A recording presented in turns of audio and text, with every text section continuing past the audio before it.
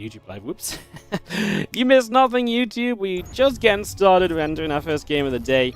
It is going to be Jumi versus ByuN in the first round, in the first match of round 2 of the WardiTV European League 2025. Alright, so we're going to kick off. Let's see what we get and what we're going to have going for ourselves as we work our way into play for the early stages. And yeah, excited for a day of games, honestly. Think we should have some pretty fun matchups today. I think it'll be interesting to see again who can kind of clamber out of the 0-1 hole a bit later, who's going to already set themselves up well in this group. Again, obviously, ByuN is one of our non-European players here in the European League. He did come through the qualifiers. This year, we are doing the European League as an open-to-all tournament, but you play with the server disadvantage, etc. So this is on the European server, so Jumi is going to have that advantage in his favor, as he's the green Protoss on the bottom right side. On the blue Terran in the top right-hand side of Torches comes in as, you know, a player here who is going to be very much so setting up and looking as though, you know, he's going to try and do what he can on this European server. It's a ping definitely against him, but like I say, we're leaving this as an open tournament, so if players are good enough to come through the qualifiers off server, they can play. So, like, you know, the odds are stacked against you. It's definitely focused on Europe. It's just, like I said, in this day and age of StarCraft, I don't think it's ever worth fully leaving people out of competitions and so on, so yeah. Sorry guys, give me 1 second, I'll be quick.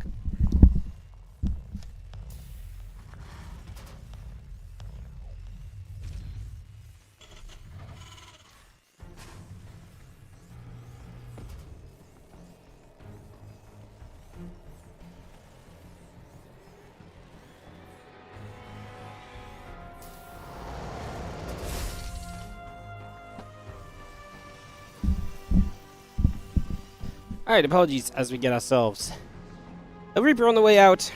I'm going to be heading down the map for these early few moments.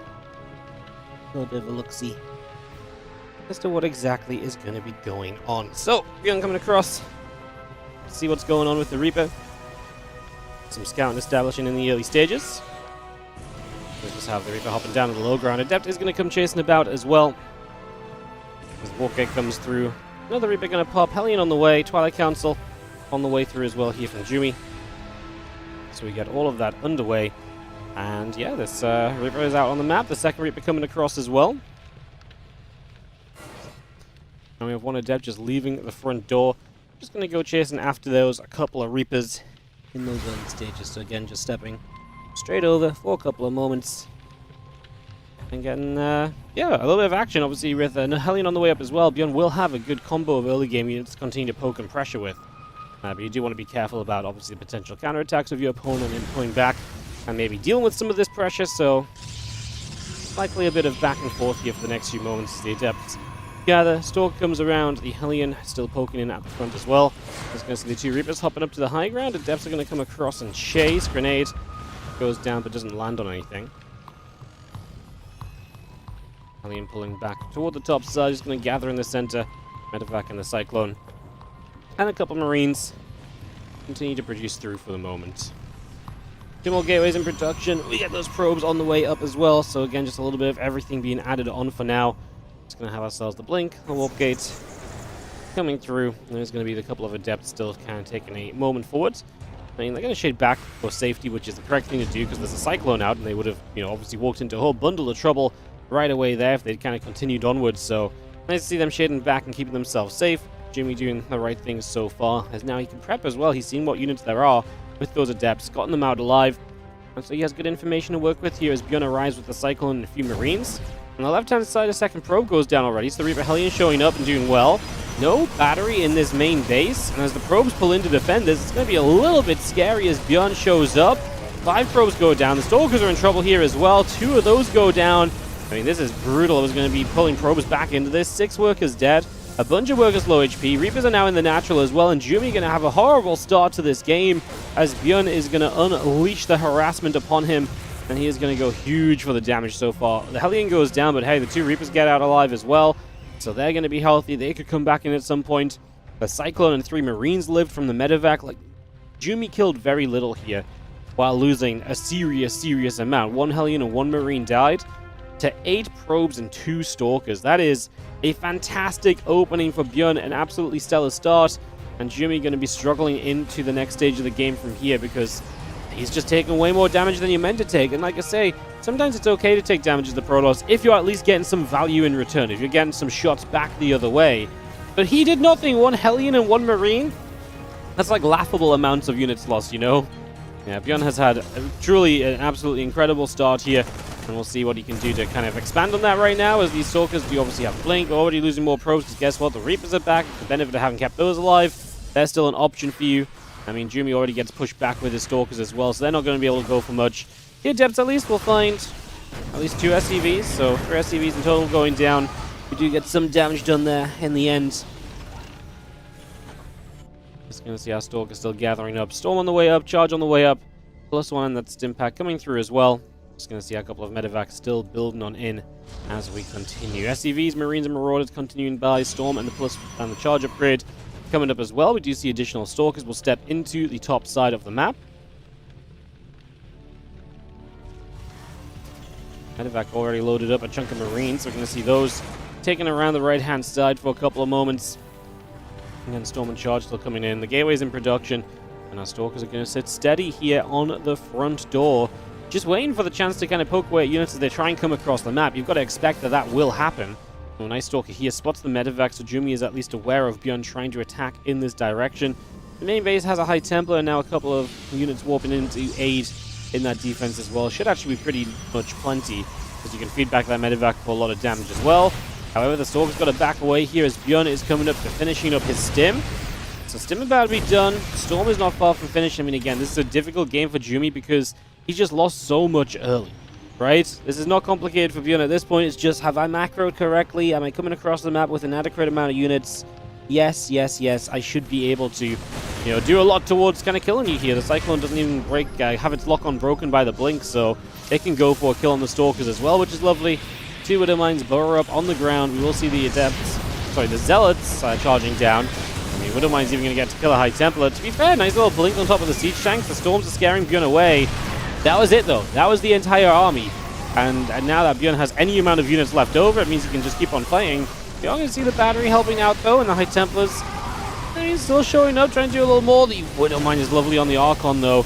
It's obviously ByuN's main goal here. Get rid of the High Templar and stop Storms coming up in the future. This one lives, though. Battery on the high ground is going to be good. I mean, ByuN is up 50 supply. There's not really danger for him here, even if he gets cleaned up. I'm sure the reinforcing wave is going to look fantastic for him anyway. He has quite a lot of units over here as well. He's already got a drop in the main base as well. 22 probes dead, so pretty much all of these Marines have been killing probes. And I think it's fair to say that this is very likely going to be, very likely going to be an opening game of this best of 3 and of this day, going in the way in the favor of ByuN. It says Widow Mine's left out the front as well. Like, that's when you know the Protoss is in trouble, right? When the game's been messy enough that you've got Widow Mines just sitting out the front of your base. You've not had a chance to clean them up. You're missing detection. And ByuN comes around with an army on the left-hand side. I think that's sneakier than it needs to be, in all honesty. The probe is going to find it.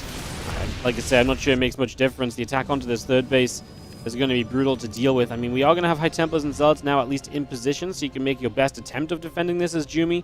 I mean, obviously with amazing Storms, anything is possible.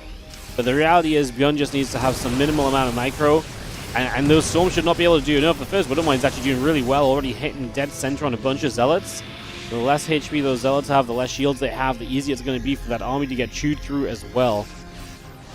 As the Bio pulling back. You see a little grab, some units still moving about into the center. ByuN's going to be there. Zealots are going to be continuing to chase. The Archon's giving chase as well. Engineering Bay and Armory continue to build up right now. Widow Mine going to hit on a couple of Stalkers and an Adept. We are just going to get the kills right there as the medevacs and the ByuNs continue to gather up.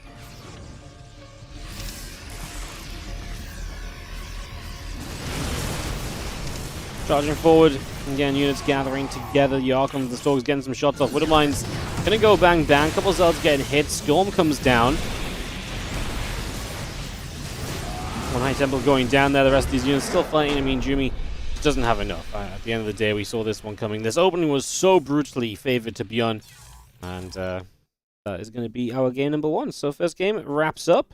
Let's get ourselves ready for a game 2 here in a couple of moments' time as we continue the way through today's WardiTV European League action as we make our way into the second game of this best of 3 series.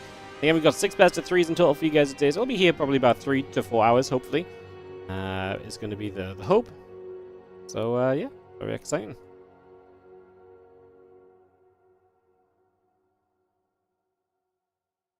Jimmy hosted game 1. Going to see if he wants to host up game 2 or not, but he seems to have stopped.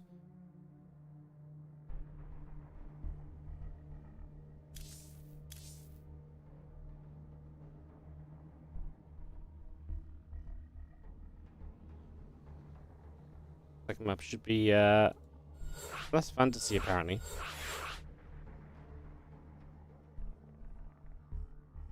So, last fantasy for game 2, like I said, it's an odd one to see kind of come into the best of 3. We saw it yesterday a little bit. Some players seem to like trying to play it, but I'm not completely convinced that it's the kind of map which is really meant to be in this best of 3-4 Protoss. Like, it just doesn't feel good for them. I feel like it consistently ends up putting them in trouble, so we will see. Do I think Protoss is the best race this patch? Doesn't matter what I think, we'll just see who wins the World Championship in like 3 weeks' time. Better than what I think, isn't it? Yeah, I have no idea. I don't play, so I don't play. I just watch. I mean, Protoss obviously has definitely seen some strengths lately. I think that's undeniable. It does seem like some of the matchups seem pretty frustrating, but honestly, at this point, I would say wait and see what happens at EWC. That's when we're really going to see what everyone's been prepping. Like, all the Zergs and Terrans going to have some answers to the Protoss that they've just not really been, you know, coming up with before now.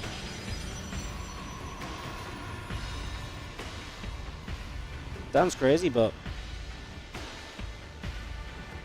it will be very interesting to see if something like that comes around. Not be the first time. Not be the first time. You know, big events usually do have, you know, people hiding things back and squirreling things away to make sure that, you know, they're not revealed too, you know, far in advance. Yeah, we'll see. Diver Theory IPVZ is a 60% TVZ. That's 60%. I mean, honestly, okay. I mean, honestly, I honestly just think there's also just a lack of top tier Zergs. No, I'd be very interested to see. I mean, maybe it's actually still the same, but I'd be very interested to first of all check whether like top 5 or even top like 3 Zergs. I'm trying. I mean, how many Zergs do we really have top of the game worldwide right now? Raynor, Serral, Shin, Solar, Rogue, Lambo. Yeah, I'd like to see the matchup run rates of like the top 5 Zergs versus top 5 Protoss and top 5 Terran. I think actually that would be much more interesting than overall balance right now, because like using stats like that is just looking at the overall kind of pro scene. There is a significant lack of Zergs, and so in my tournaments, for example, we've been seeing Zergs participating that maybe wouldn't usually get an invite, and you know, results like that are going to skew the things as well. So JLHF gets called finally as well from these guys. As the CC comes down, Reaper starts to move out. We get onto the map.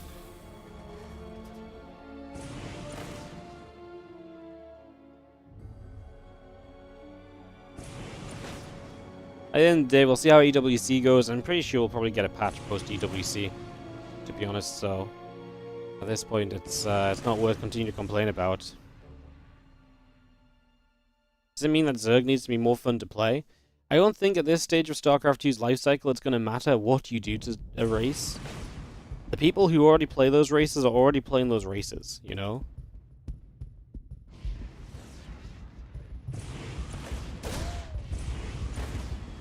So, yeah, I don't know. I don't know how necessary it really is to look at that. Anyways, Reaper hopping up and hopping down, doing a little bit of scouting done in the early stages. The Adept will be on a little bit of a scout about as well, trying to see if we can maybe catch that Reaper. Twilight Council's about to finish, the Gateway coming online. Now Starport and Orbital both building up as well as we get established here on Last Fantasy. Like I say, weird map to kind of have come through in the veto process for a best of 3. This is not really one that you would typically see. That comes through every now and again in the TVP. If there is a matchup that this shows up in it has been TVP. These spawn locations, obviously Jumi can push from his natural and kind of hit the Terran main base fairly quickly. Would have to go kind of past the wall to kind of hit the natural. From ByuN's point of view, if he pushes across the map, the quicker position he ends up in is this natural. And this natural is pretty undefended because it is just a low ground. There's no ramp up into it, right? So there's definitely something to think on there pretty much straight away. As the Adept comes through, and a few Marines going to go chasing after the Adept, shading on in for those early couple of moments. Adept is going to get a few shots off, but nothing really major. As the Reaper does find the probe that's over here still, so no proxy for you. And no going home for you either. So that's one probe kill, one Adept kill. And ByuN just going to come across the map, same build as before in terms of what he's showing up with, right? Which is just going to be the, Cyclone and 4 Marines. And well, if you've just joined us, this was a very deadly build in game number 1. ByuN did a ton of damage with it, so he was able to get an absolute crap ton done. I mean, he killed he killed a bunch of workers, 2 Stalkers, he lost 1 Marine and a Hellion. This is not ideal. The pylon and the Reaper wall being the only pylon there is... I mean, at this point, that's just a mistake from Jumi as well. Like, you've got to expect that this Reaper wall is not necessarily going to be safe. And only having, 1 pylon to power your 2 gates in Twilight, it's fine to wall off like this, but put a secondary pylon here or so, or here. Something that can't be hit from the low ground. As obviously this ends up being a delayed blink upgrade now. And Cyclone does go down. Marines will evacuate, but a little bit of a trade onto the low ground, looking to try and get a lot done in the early stages. The medevac pulls back, gets up to the top side, and just going to go retreating away as the blink will soon finish. So obviously delayed, but at least we'll get online now. Still not a bad start at all from ByuN, just putting some chaos in early, throwing his opponent around a little bit. 3 probes have gone down. At least we got rid of that Cyclone. That's one less kind of main unit that can maintain, retain in this Terran army. It's funny because in the past, I think I always would have just talked about the Cyclone being well, it's an early game unit anyway. The longer this game goes, the less of an impact it has, which is still true. But I actually think nowadays Cyclones actually have a lot of chances to hit lock-ons that actually have meaningful kills still. So I actually have become a little bit more of a apologetic to a Cyclone that dies, because actually it kind of does, nowadays need, or it nowadays can actually feel like he does a little bit more sometimes, but guess we'll see. Stalker's still gathering up, and you have the stim pack and the +1 coming up as well. Charging the upgrade, also coming through, extra gateways in production. You just see the probe moving through the center of the map. We have ourselves a gateway on the far left-hand side. Stim pack, combat shield, and +1 all producing. Again, Marine Marauder continue to come online. Just going to be seeing the charge and the +1 armor coming through. The extra gateways are going to build, as well as the Stalker here steps out into the middle of the map. The Stalker heading into the center.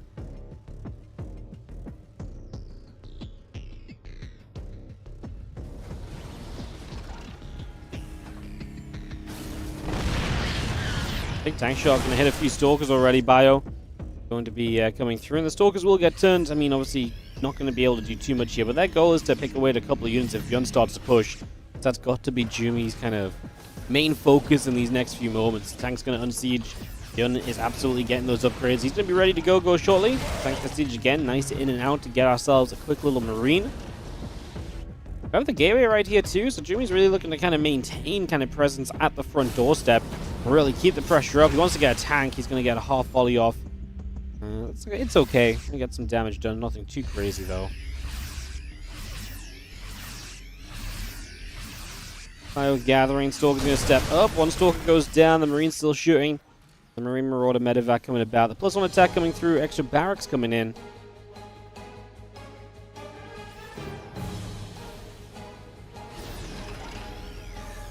I'll just take a couple of moments. The Stalker's still going to try and press forward here. The Bio already in some trouble. Does eat the tank shot this time. I mean, as ByuN, is he on the way to the third base? Nope, he's just adding on. Oh, sorry, he is. I just saw the extra practice. Didn't see him in the main base, but yeah, he's got the third at the front of the natural, so realistically, he's in no rush to get anything done, and his opponent just kind of throwing a Stalker away here and there, trying to make pickups. It's kind of okay. I mean, Jumi is setting up to aggressively go forward with the Zealot Stalker army, and if ByuN is, from our eyes, ByuN's doing the right thing of just sitting back and defending. Like, defense for him is the best thing he can be doing. Not exposing this army to a massive surround or anything. And Jumi just going to add on Temple Archives and Robo behind it. So he is going to begin looking toward the tech. He is going to look to a future here. Immediately starts up Storm off the Temple Archives. A few Zealots step forward. They get first Marine on the low ground. ByuN shots are decent. A couple of Zealots lead up on the left-hand side. We're actually just going to go for this on both sides. ByuN on the right's going to do... Oh, I actually thought I was going to get more done on those Zealots. The Siege Tanks target firing down the Stalker specifically, leaving the Zealots to try and do the brunt of the work against the Bioforce. I mean, there's only a handful of Zealots left there. ByuN's not even stepping backward or anything. He's just happy to stand and tank it. And that was just not it from Jumi. That attack did not have the power it needed to have. And ByuN is looking to waltz into a 2-0 in round 2 of the European League. That would put him at 2-0 in the group stage. And obviously, that is a big place to be. One more win, more or less, secures you playoffs. Obviously, I think ByuN maybe has more than just playoffs on his mind. I think he'd love to get through and potentially have that chance to even challenge for top 4, to have a winner bracket opportunity in this European League. So, GG's. ByuN is going to get the 2-0. That was just... I think Jumi was just set on the idea of, I'm going to attack him, I'm going to surround him, and just didn't really stop to think, actually, maybe this is not the game plan I want it to be. When ByuN sat back so defensively, you invest. And the thing is, it wasn't like Jumi was like all out committed to that attack either. He was starting to build Storm. He was looking to the future.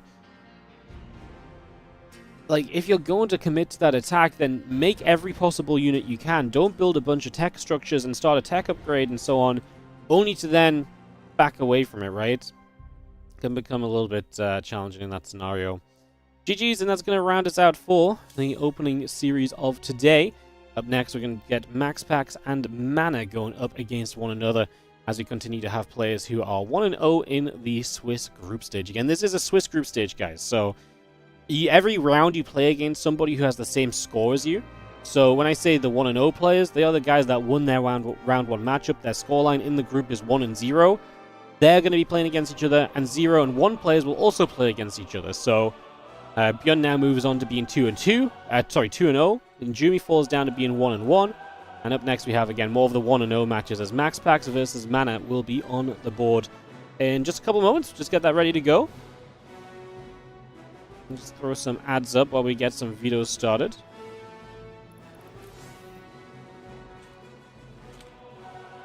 We'll get this ready to rumble, guys.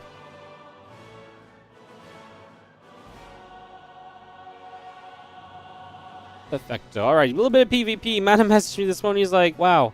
Well, let me see exactly what Mana said, actually. He said, you really love my seeding, don't you? Because he played Showtime in round 1, which is probably one of the tougher battles to kind of, get through.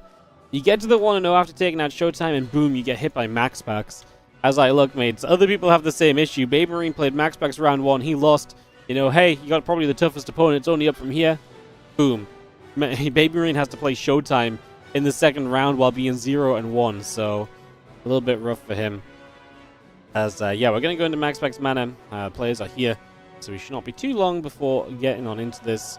And then after that, it's Christiana versus UThermal. And, yeah. Moving on nicely, guys. Obviously, we've got 6 best of 3s in total to get through, so plenty of StarCraft 2 continue to come on up.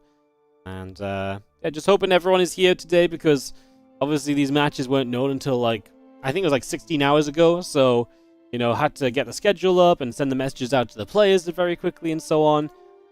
So, yeah, I think it was less than 16 hours. It was 9 p.m. last night, 3, 4. I guess it was 16 hours ago, yeah. So, yeah, it was, a little bit of a rush around to get things sorted out. But that's okay. That's the only downside of this format, is that you need all the matches to finish before you know what the next matches are going to be. So yeah, it becomes a little bit awkward there, but for the most part should be fine. We've got some reliable players. Everyone's already kind of told us their availability as well, so they know there's a potential they have to play today. If they said that they could play today, so it's just one of the, like I say, the slight downside of the Swiss group stage is perhaps the admin part is a little bit more stressful, but that's okay, because I've been enjoying this format so far. We had some really cool matches in round 1, especially yesterday's games. If you missed yesterday's stream, we actually had some really cool series. Really expecting, obviously, to heat up as we go on as well, because obviously as the tournament progresses, you get the players who are playing against each other with the same scores. Typically, that means you're getting closer and closer matches each round that happens. That's the whole point of Swiss, to really kind of phase people into the correct kind of position. and to kind of, you know, be in the kind of the ranking that they're meant to be at, you know, and play against other players of that same kind of level. As we are going to head into Incorporeal for the opening game of this PvP, guys. It's going to be game number 1. Going to kick this off, and yeah, we're into our second matchup of the day. We're bang on schedule. Love to see that. Love it. Awesome. All right, guys, thanks for joining us for the WardiTV European League. Part of the WardiTV 2025 series as well. Again, we're investing $25,000 head up, plus $5,000 of crowdfund, so $30,000 into StarCraft 2 tournaments this year that are part of the 2025 series. They're all major events. That's like $3,000 to $5,000 plus prize pool guaranteed across the European League, the WardiTV Summer Championship coming soon, the Fall Frenzy, the Korean Royale Season 4, and the End of Year 2025 Championship. So this is our first major event of the 2025 series, and the top 2 players of this tournament do get a direct seed into a deeper round of the championship at the end of the year. So there's not just money on the line for this, there's a good chance to put yourself in a great position for a larger tournament at the end of the year as well. So look forward to that. What's up, Hi Pimpler? Thank you so much for the 100 bits. We appreciate it. And obviously, if you do enjoy the sound of the WardiTV 2025 series in this tournament, don't forget that you can consider supporting. Either use your Prime subs, even if it's just a follow or a like, whatever it is, it helps a lot. These tournaments don't happen without your guys' support. So yeah, again, we've got the Patreon as well, patreon.com/WardiTV. 100% of any Patreon pledge goes directly into StarCraft 2 tournament prize pools. So if you want to guarantee your money goes directly into supporting the players, the most important part of StarCraft, you can go and check the Patreon out at patreon.com/WardiTV. Again, 100% of anything you pledge goes into the prize pools, and we even cover transaction fees. So even if there's a Patreon fee or something, doesn't matter. If you pledge $10, that $10 will go to a player. It's a guarantee. So yeah, check it out. That's my sellout done for the moment as we head into our second match of the day. Second gateway from Mana, single gateway from MaxPax. What kind of builds is Mana going to go for, as MaxPax likely is going to go for an expansion-based play. Mana is already throwing down the pylon out in the middle of the map, so he's already looking to be a little bit funky. You want my money to go to you? That's okay. I make my money from some places, but the most important thing is that we have prize money for StarCraft, because if we have prize money for StarCraft tournaments, I can stream more and make more money for myself as well. So, you know, it's all thumbs up and goodness, you know.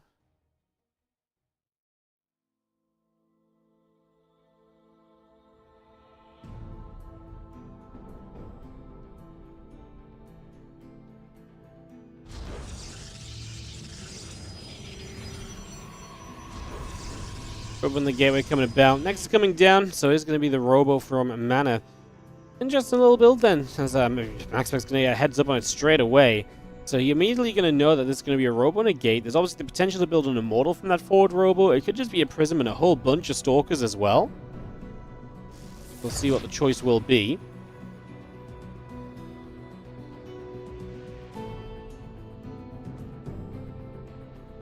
Well, Stalkers heading straight down. Stargate coming about, Robo Facility coming up.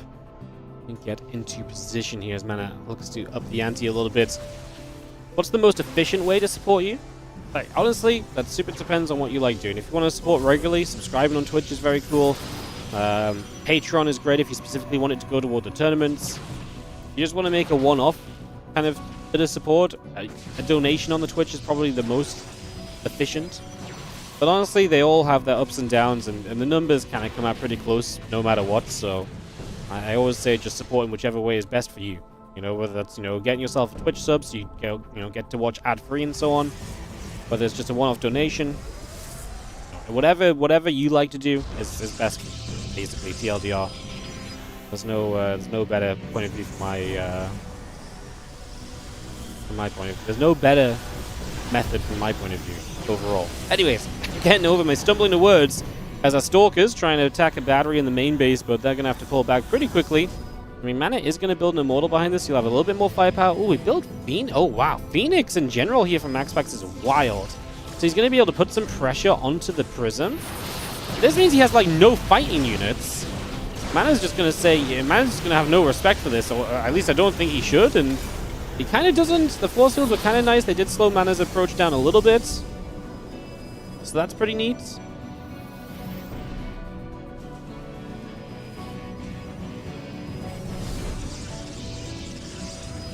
One more Zealot warping in. We step on through. Just going to have a couple of shots coming down. The Phoenix going to fire. The Prism taking some shots. And more hits continue to come about here as we are going to be seeing the Stalkers dancing into the Prism. I mean, this is the power of going into the Prism here. You have so much micro potential. That will go away if the Phoenix are able to get the kill, but so far they've not been able to do so. Now the Phoenix lift up the Immortal. This is where we're going to see some use from them coming in. Oh, I kind of like that from Mana. He target fired the other Phoenix. So I think the idea was to try and get rid of the potential future lift. The problem is, to me, is that you get rid of that Immortal, but man, you've just got so many Stalkers here to deal with. The Prism will stay alive, although we may want to keep that back right now. You don't want the Stalkers to come diving onto it. Battery's still doing a good job from MaxPax. Prism does go down for Mana, so he's going to have less effective warp-ins. They're going to have to come from the center of the map and then step forward. As MaxPax found a defense here, I think he might have just done so. Wow. I was not really convinced at all by the Phoenix production, but obviously being able to take the Immortal out of the fight is pretty powerful. And obviously also being able to target down the Prism over time was very good as well. Right now there's one Phoenix, so he still has value. Man, Mana just can't quite get to the Stalker count to one-shot the units. Obviously, you kind of want to one-shot through the battery healing. At this stage, it gets interesting because Mana is rebuilding an Immortal. I think he really wants to rebuild a Prism, though. Like, a Prism would be really, really nice to have again. So I feel like you gotta kind of... I mean, at the same time, we see MaxPax not really building more tech units, so I think Mana just builds a Prism and keeps building Stalkers. There's still potential for him. The issue is going to stand in the fact that MaxPax has a bunch more workers and they are mining. The batteries are getting a chance to regain some energy here as well. That Immortal does come through, showing some work. The Zealot's going to tank some Immortal shots. It's a big deal as well. Stalkers and Sentry coming around. Zealot getting pinged. Phoenix and the Zealot still coming about.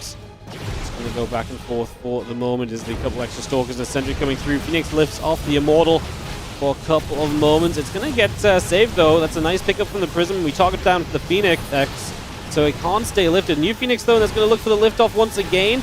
Can we get rid of the Phoenix before the Immortal gets lifted? That would be ideal. At the same time, you don't want to just camp the Immortal in the Prism, right? Because you do kind of want that Immortal to deal damage. It does get lifted. Stalkers will take it down. 11 probes went down here, though. Mana will continue to fight. The Prism taking damage. Mana, you kind of got to save that. A new Phoenix shows up, and that will get rid of the Prism. I think MaxPax has a defense. Mana does not have the time to just rebuild from the ground up again. What a defense from MaxPax. Sick hold. With the Phoenix coming in clutch multiple times, I think he really needed to have that Immortal in the Prism. Like, you have to have that Immortal in the Prism when the Phoenix tries to lift it, because you just can't lose that from your army so easily. That gives you so much more freedom to just step forward and attack into it and to take it down as MaxPax, and it was clearly a major part of his defense there, as he will get the 1-0 lead. In a matchup that's not being super solid and easy and safe for MaxPax lately, you know, he is able to take this first opening game. We'll see if he can stabilize and take a 2-0 of Mana. Has other things up his sleeve as we ready up for a second map of this series in the next couple of moments.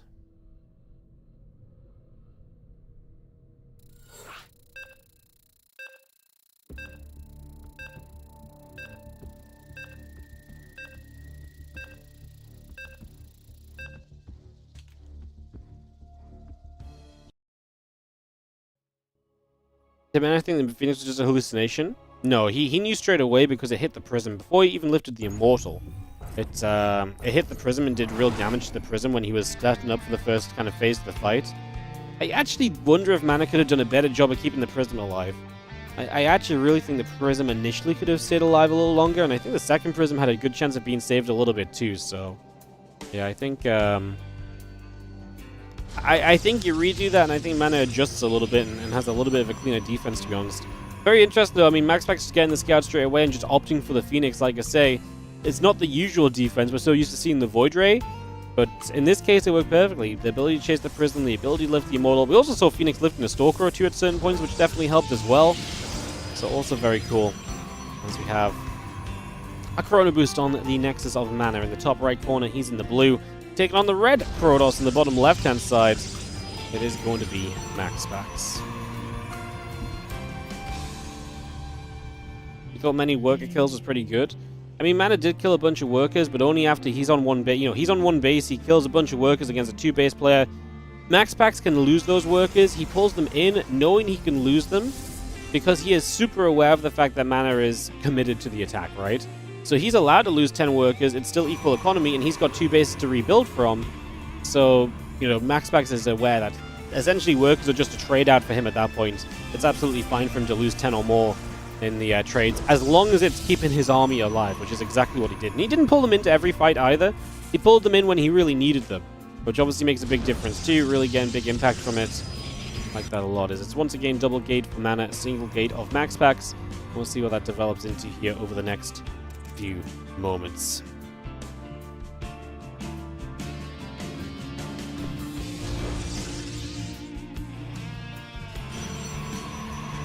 No surprise to see the Nexus, no surprise to see the proxy pylon.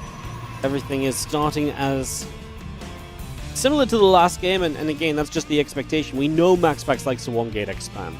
We know Mana likes to typically try and punish that from MaxPax. He doesn't like to let this go into a longer game without trying to kill him. He doesn't think MaxPax should be able to get away with this greed, as MaxPax is going to open with the Sentry as the first unit. If he goes Stargate from here, it could get kind of tough. Just, you're going to really struggle for units off the Sentry first. And the Hallucination's obviously very powerful as well, and there's the Robo coming up. I think Mana really believes, like, this is the build that will work. It's funny, because, like, obviously you've just come off of this build not working, but the reality is, like, it's not a bad build. It is aggressive. It is going to work sometimes. It's going to come down to control a lot of the time, and I don't hate that Mana goes for it again. I think a lot of people look at it and say, like, why would you do the same thing twice? But PvP comes down so much to the control. I think Mana looks at it and says, honestly, if I control what happened in the last game better, I get a win. And that's basically what he's doubling down on here with the Robo coming through. Now, MaxPax doesn't know what's up. He's going to go Robo of his own defensively. So he's going to be later on the Robo production, and that's going to be Mana's opportunity. He has to strike with a few more units, the Prism a little bit sooner, the first Immortal will be a little bit sooner, and he has to make value happen. And I mean, obviously, MaxPax is going to lie back onto the batteries and really hope that they can do enough for him, because those batteries are going to be his way of buying time to offset the advantage that Mana has on the Robo timing.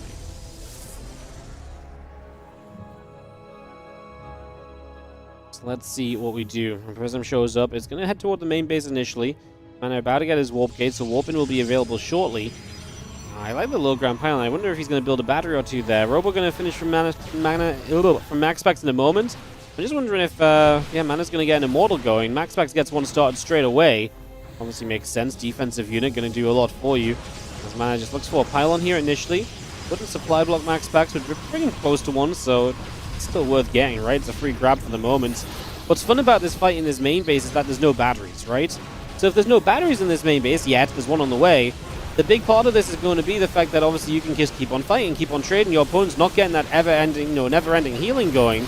Force fields keep the Immortal back. That's actually really good force fields. It gets blocked by the battery as well. So a lot of the Stalkers go down, and by the time that the Immortal can really join the fight, there's not going to be a lot of units left for MaxPax to really support the Immortal with. We're going to dive onto it now with a couple of Zealots to help out. Battery overcharge, trying to keep that Immortal alive. The Zealots, oh my goodness, trying to do what they can. Mana has to just go, go, go. He has to drain that battery of energy. There's no two ways about it. He's not chasing onto the Immortal anymore, though. He's going to start lifting up, building his own Immortal instead. MaxPax did not start a second Immortal. And now Mana going to build a few Adepts to try and hit the Natural with, maybe. Obviously, you don't really want to fight the Natural because there's 3 batteries there. So there's a ton of healing available. So ideally, you want to try and stay a little bit clear of that. Otherwise, you're going to end up in some trouble for sure. That's coming through. A couple probes going down. Like I said, just trying to be annoying with the Adepts. I don't hate the idea. I think there is kind of value to this. And also the thing is as well, the threat of the Prism keeps some units in the main base, which gives Mana maybe a little bit of an offset in unit count on the low ground. So maybe there is a bit more chance and hope for him here as we start a fight. But a second Immortal shows up, and it really feels difficult to believe we're going to break through 4 batteries, which probably means you have to go toward the main base. But like I say, there's some Stalkers over there too. Try and drop the Force Field. Doesn't land you an Immortal. If you got an Immortal out of range of the battery, that would have been the dream. Second Immortal from Mana about to show up. He's getting MaxPax a Prism. So MaxPax will have a Prism to micro with very soon as well. Adepts are going to get into the main base. This might be worth committing to the Shade, honestly, because you can kind of jump on the units in the main base a little bit. Do we have a Sentry from Mana? Not in position. I think if he had a Sentry, he could force field the ramp. That could have actually been very effective, very impactful. But now, he's trying to bring units forward. He's trying to make a fight out of this, as we are going to take this trade. I mean, the Adepts are super tanky, but we need these Immortals to start dealing damage. onto the Immortals of your opponent. We are going to see the Prism Micro going to be huge here. Those Adepts have been huge, man. They've been so important. The Probes are going to pull in now. Now the Adepts have another role to play, which is protecting you from the probe pull a little bit. The one Immortal super low HP coming around does go down, and Mana's going to get that. And so I think he might have broken through here. 30 workers going down, and now there's not going to be an army behind this. Well, okay, one new Immortal just popped out from MaxPax, but 15 workers killed. MaxPax has a genuine worker issue. The Adepts have been something that MaxPax has not had a good answer to. We warp in more Adepts here again. There's not enough Stalkers to justify jumping onto the Prism. Mana loses an Immortal, though, and that is absolutely huge. So much of his firepower gone, but a new Immortal shows up, so it's 2 against 2. Again, it's going to come down to Macro Rolls. Those first hits on that Immortal were absolutely massive. Battery gets overcharged, so we have some more healing available. The Immortals must dance. The Stalkers go down. That means the Prism can just set up a warp in immediately here. No problem at all. We are going to see the Immortals keep on dancing, but the Adepts are an issue. You cannot chew through those fast enough. And we are going to see Mana overwhelming MaxPax in this game 2 and looking to tie this series up 1-1. This time, the robo-based aggression is going to succeed, and we are going to get tied up in the 1-0 matches between Mana and MaxPax. Winner of this gets to 2-0 in the group. The loser goes to 1-1. Someone potentially meets MaxPax at 1-1. That's not a fun place to be at all. The Mana does get us tied on up, as he believed in his robo-proxy build. And obviously different defense this time from MaxPax, who I believe didn't see the Robo proxy this time, so he didn't know what it was to go into Stargate and Phoenix. Which I imagine is his preferred defense, because when he saw it super early last time, immediately that was his choice. There was no hesitation. He clearly knew what he wanted to do. I'll head into a game 3 here. Fun Immortal Micro managed. I mean, honestly, it was the Adepts. The Adepts made such a big difference. The Adepts tanked so many shots. Like, Immortals do nothing to them. Stalkers feel like they barely tickle them. Huge stuff there as we ready up for a game 3 of Mana and MaxPax speeding on through this second round of the European League today. Let's see what we get as we head into game number 3. Deciding map here. First 3-map series of the second round. Hopefully first of many, because I do think there's already some really cool matchups in this second round. Again, already after this, we have Christiana versus UThermal, and I think that is going to be a super interesting matchup, so it should be very cool as well. We'll talk more about that one when we get there. But now we get to focus up on more of this PvP, as in the top left-hand corner, the red Protoss player is going to be MaxPax.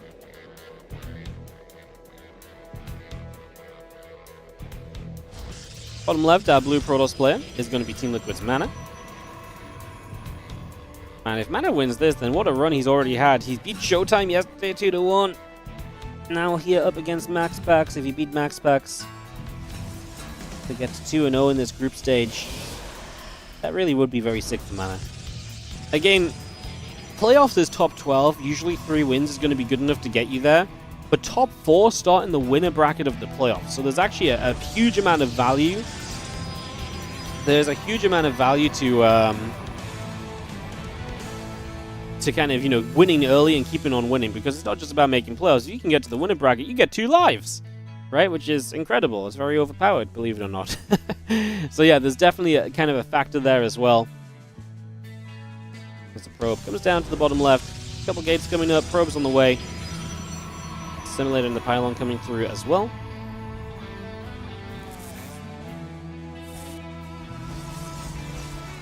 And the probe just nibbling a probe as we continue to do a little bit of patrolling.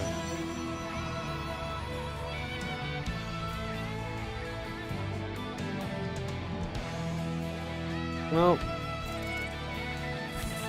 so far just that little bit of probe nibbling we're watching, but we are seeing 2 gates versus 1 gate again. Does Mana look for another proxy robo? Does he have another plan for himself? What will it be? His probe, obviously, on the other side right now is right in the natural of MaxPax.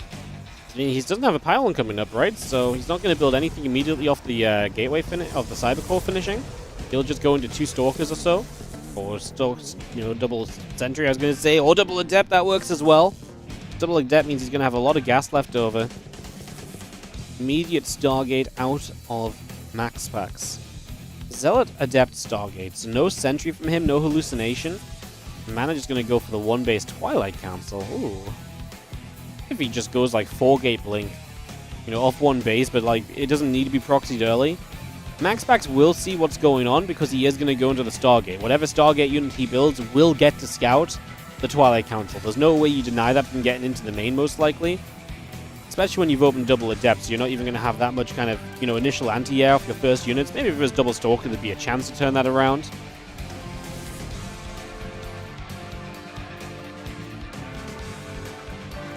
Battery goes down the natural.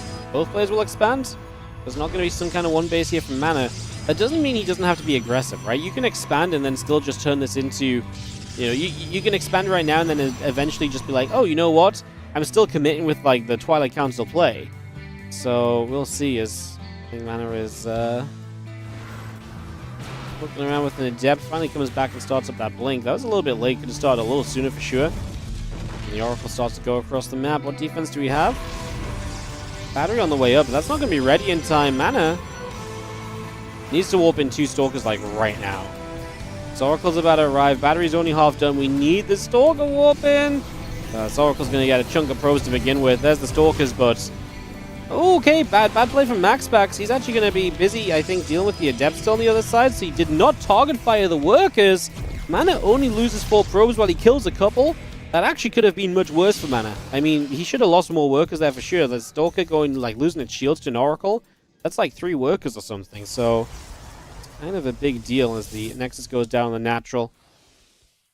MaxPax wasn't sure what was up. He was building a Phoenix. He cancelled that now as the Oracle arrived, and he goes into a second Oracle and gets his own Twilight. He's going to be very late to blink, but he'll have double Oracle to apply pressure with. Stasis Ward for defense. The Oracles have a lot of utility on them, so they're going to force a couple units to stay at home. It's going to be difficult for Mana just to jump across the map and go, haha, I've got Blink already, and to try and trade with those Stalkers without leaving a major opening, although losing an Oracle is going to depower this massively, because now you've only got 1 Oracle. The battery is a defense. Oh no. Well, this just lets Mana run across the map. I mean, he lost a couple of probes here. The Adept's going to take some damage too. As Blink finishes, Mana can go across the map way more easily than he could have done originally. Third gate coming up from MaxPax. His own Blink is on the way. I mean, it's kind of wild. Mana is not getting extra gateways yet. I mean, the fact that MaxPax is affording those is going to put him in a good position. First Stasis Ward goes down. Mana is not looking to move right now. I mean, he has no proxy pylon set up either. He has no way to kind of warp in across the map, so maybe there's just no real opportunity that he sees for him to commit on the other side, but I feel like getting rid of an Oracle immediately feels as though there should be a chance, right? Because it's like, well, that's it. You don't have to keep Stalkers at home. You have the faster Blink because he opened Stargate. Mana's just not going to see that option. He's not going to see that chance. So unfortunately, we are going to have ourselves... Unfortunately for Mana, we're going to see ourselves just continuing this game. But that's scary because MaxPax is now looking to be well set up. He's going to catch up on Blink. That was his deficit. He still has an Oracle to utilize. And he's going to get a faster third base, or at least he's going to try to. As the first Stasis lands, wow. Great Stasis position. Yep, that's going to help out a lot as well. I was going to say, maybe he could have cancelled the third, right? But maybe he still will. But now there's going to be Blink from MaxPax. He has so much more mobility. Having that level of mobility from MaxPax is huge. It allows him to be way more comfortable in where he's at, and he's going to be able to cover much more ground with just the Stalkers. And if Mana doesn't eat that Stasis Ward, maybe he can get cancelled on the third, and then it feel okay for him in this game. Now, instead, it feels a little bit rough. You're down on workers. Your third base is significantly later. You're going to have a Robo producing an Immortal. It's a little tech advantage, maybe, but MaxPax is going to take the Forge and the faster upgrade, so that's not exactly something you want to be talking about in the long run for Mana either, right? Definitely puts us into a tough position, I think, for Mana, where MaxPax even right now just has more army supply. It's just been a much smoother game from him. He's been mining more this entire time as well. And again, when we talked about getting those gateways up a little bit sooner, that's exactly what this is going to do for you. It's just going to give you a few more Stalkers. That Immortal has to be very important right here. It has to be utilized because you are lacking Stalkers as Mana. You need that Immortal to stand up and make a little bit of the difference in the Stalker count right now. You need to make up for that. So the Immortal is going to be that chance.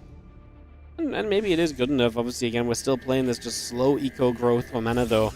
Third base is only just coming online now, halfway done, so it's still like 40 seconds away from being finished and mining.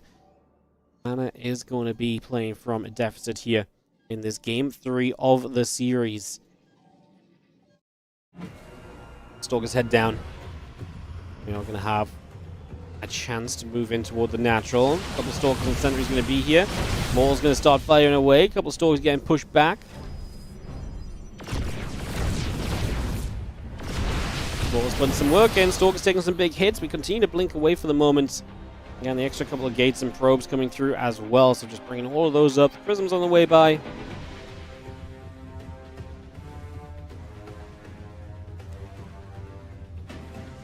Two more Zealots coming up as well, so we continue to get that going. Plus one charge being brought into play. Next in the gate coming around, the Assimilator and Pylon setting up as well.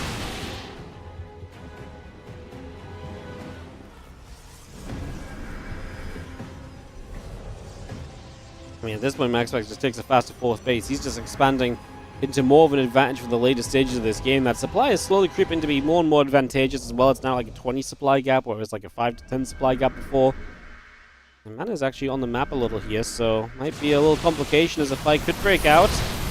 MaxPax uses his blink very early just to reposition from the force fields. You can already see the Immortals and Mana struggling to get involved because the force fields are very well placed. I think you're going to keep those Immortals at bay and stop anything from really coming through there as well. Dark Shrine of the Temple Archives coming up, a more Robo Facility finishing shortly. Nexus still being brought on through. Adept Stalkers, Sentries, and Immortals will continue to fire up onto those Stalkers. A couple more Zealots still going down. A couple of probes falling on the other side as the the Zealots show up and go after a few more workers as well. I can see Mana still gathering in the center. Stalker, Sentry, all joining up for the moment.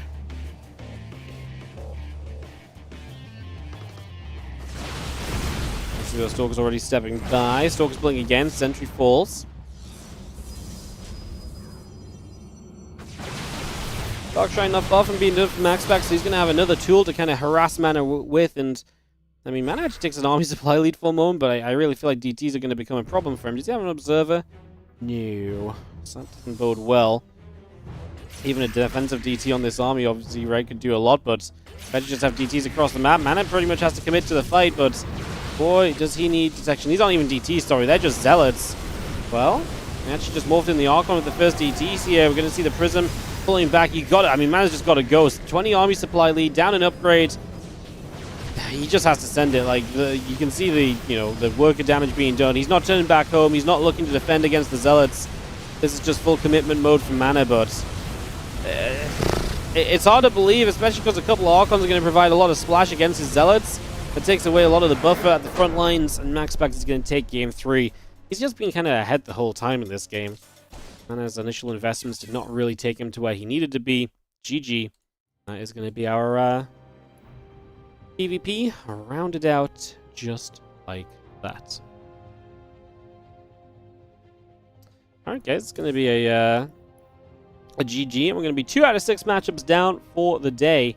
That's coming in next. We are going to have ourselves a little bit of UThermal taking on Christiana. A bit of TVP coming up next.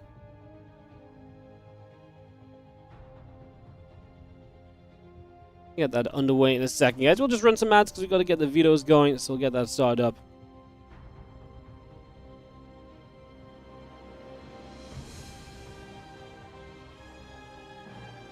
Players are here, but yeah, we'll just get those videos started.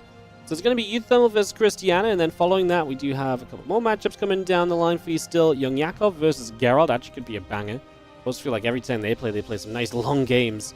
Art versus Night Phoenix, our second PvP of the day, will be coming up as match 5.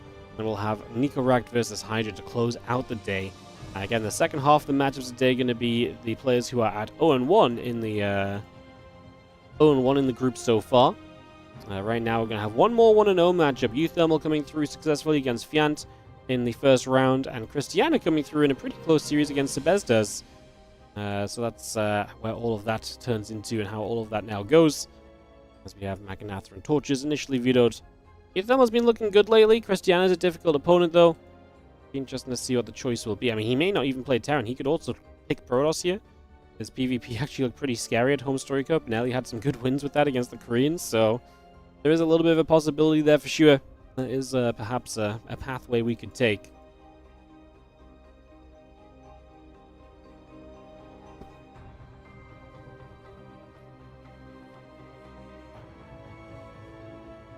Maganatha Torches, Incorporeal, Last Fantasy. Vetoed out so far.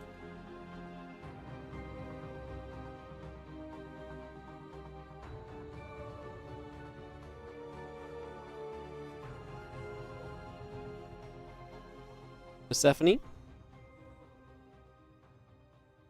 That's the final veto from UThermal. Final veto from Christiana, and then we will have ourselves some map picks able to come into play. We can go from there.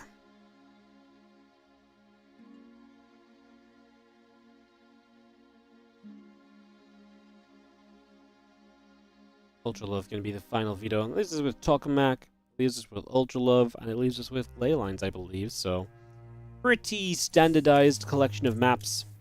Got ley lines hosted up in a couple of seconds. Let's get this hosted. Go, go, go, I guess.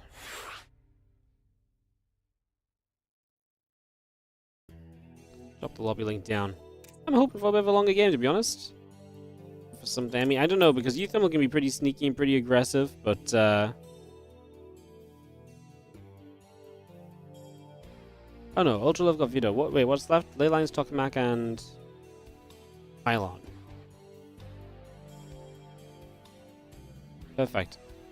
So yeah, I would like to see one long game between these guys. I think UThermal oftentimes plays pretty fun long games as well, where he's always focused on attacking everywhere as well. And to see what happens as they fight to go 2-0. ByuN and MaxPax currently at 2-0 in this group.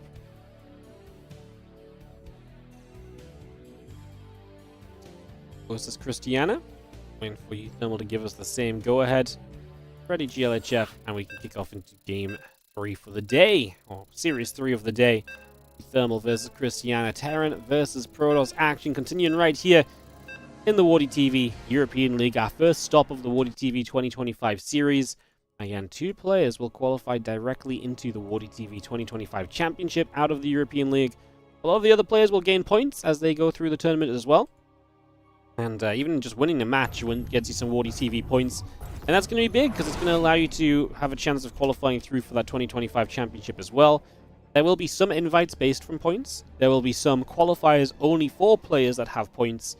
And then there will be some open qualifiers at the end as well for anyone who is below the point threshold to qualify for those. So there's a...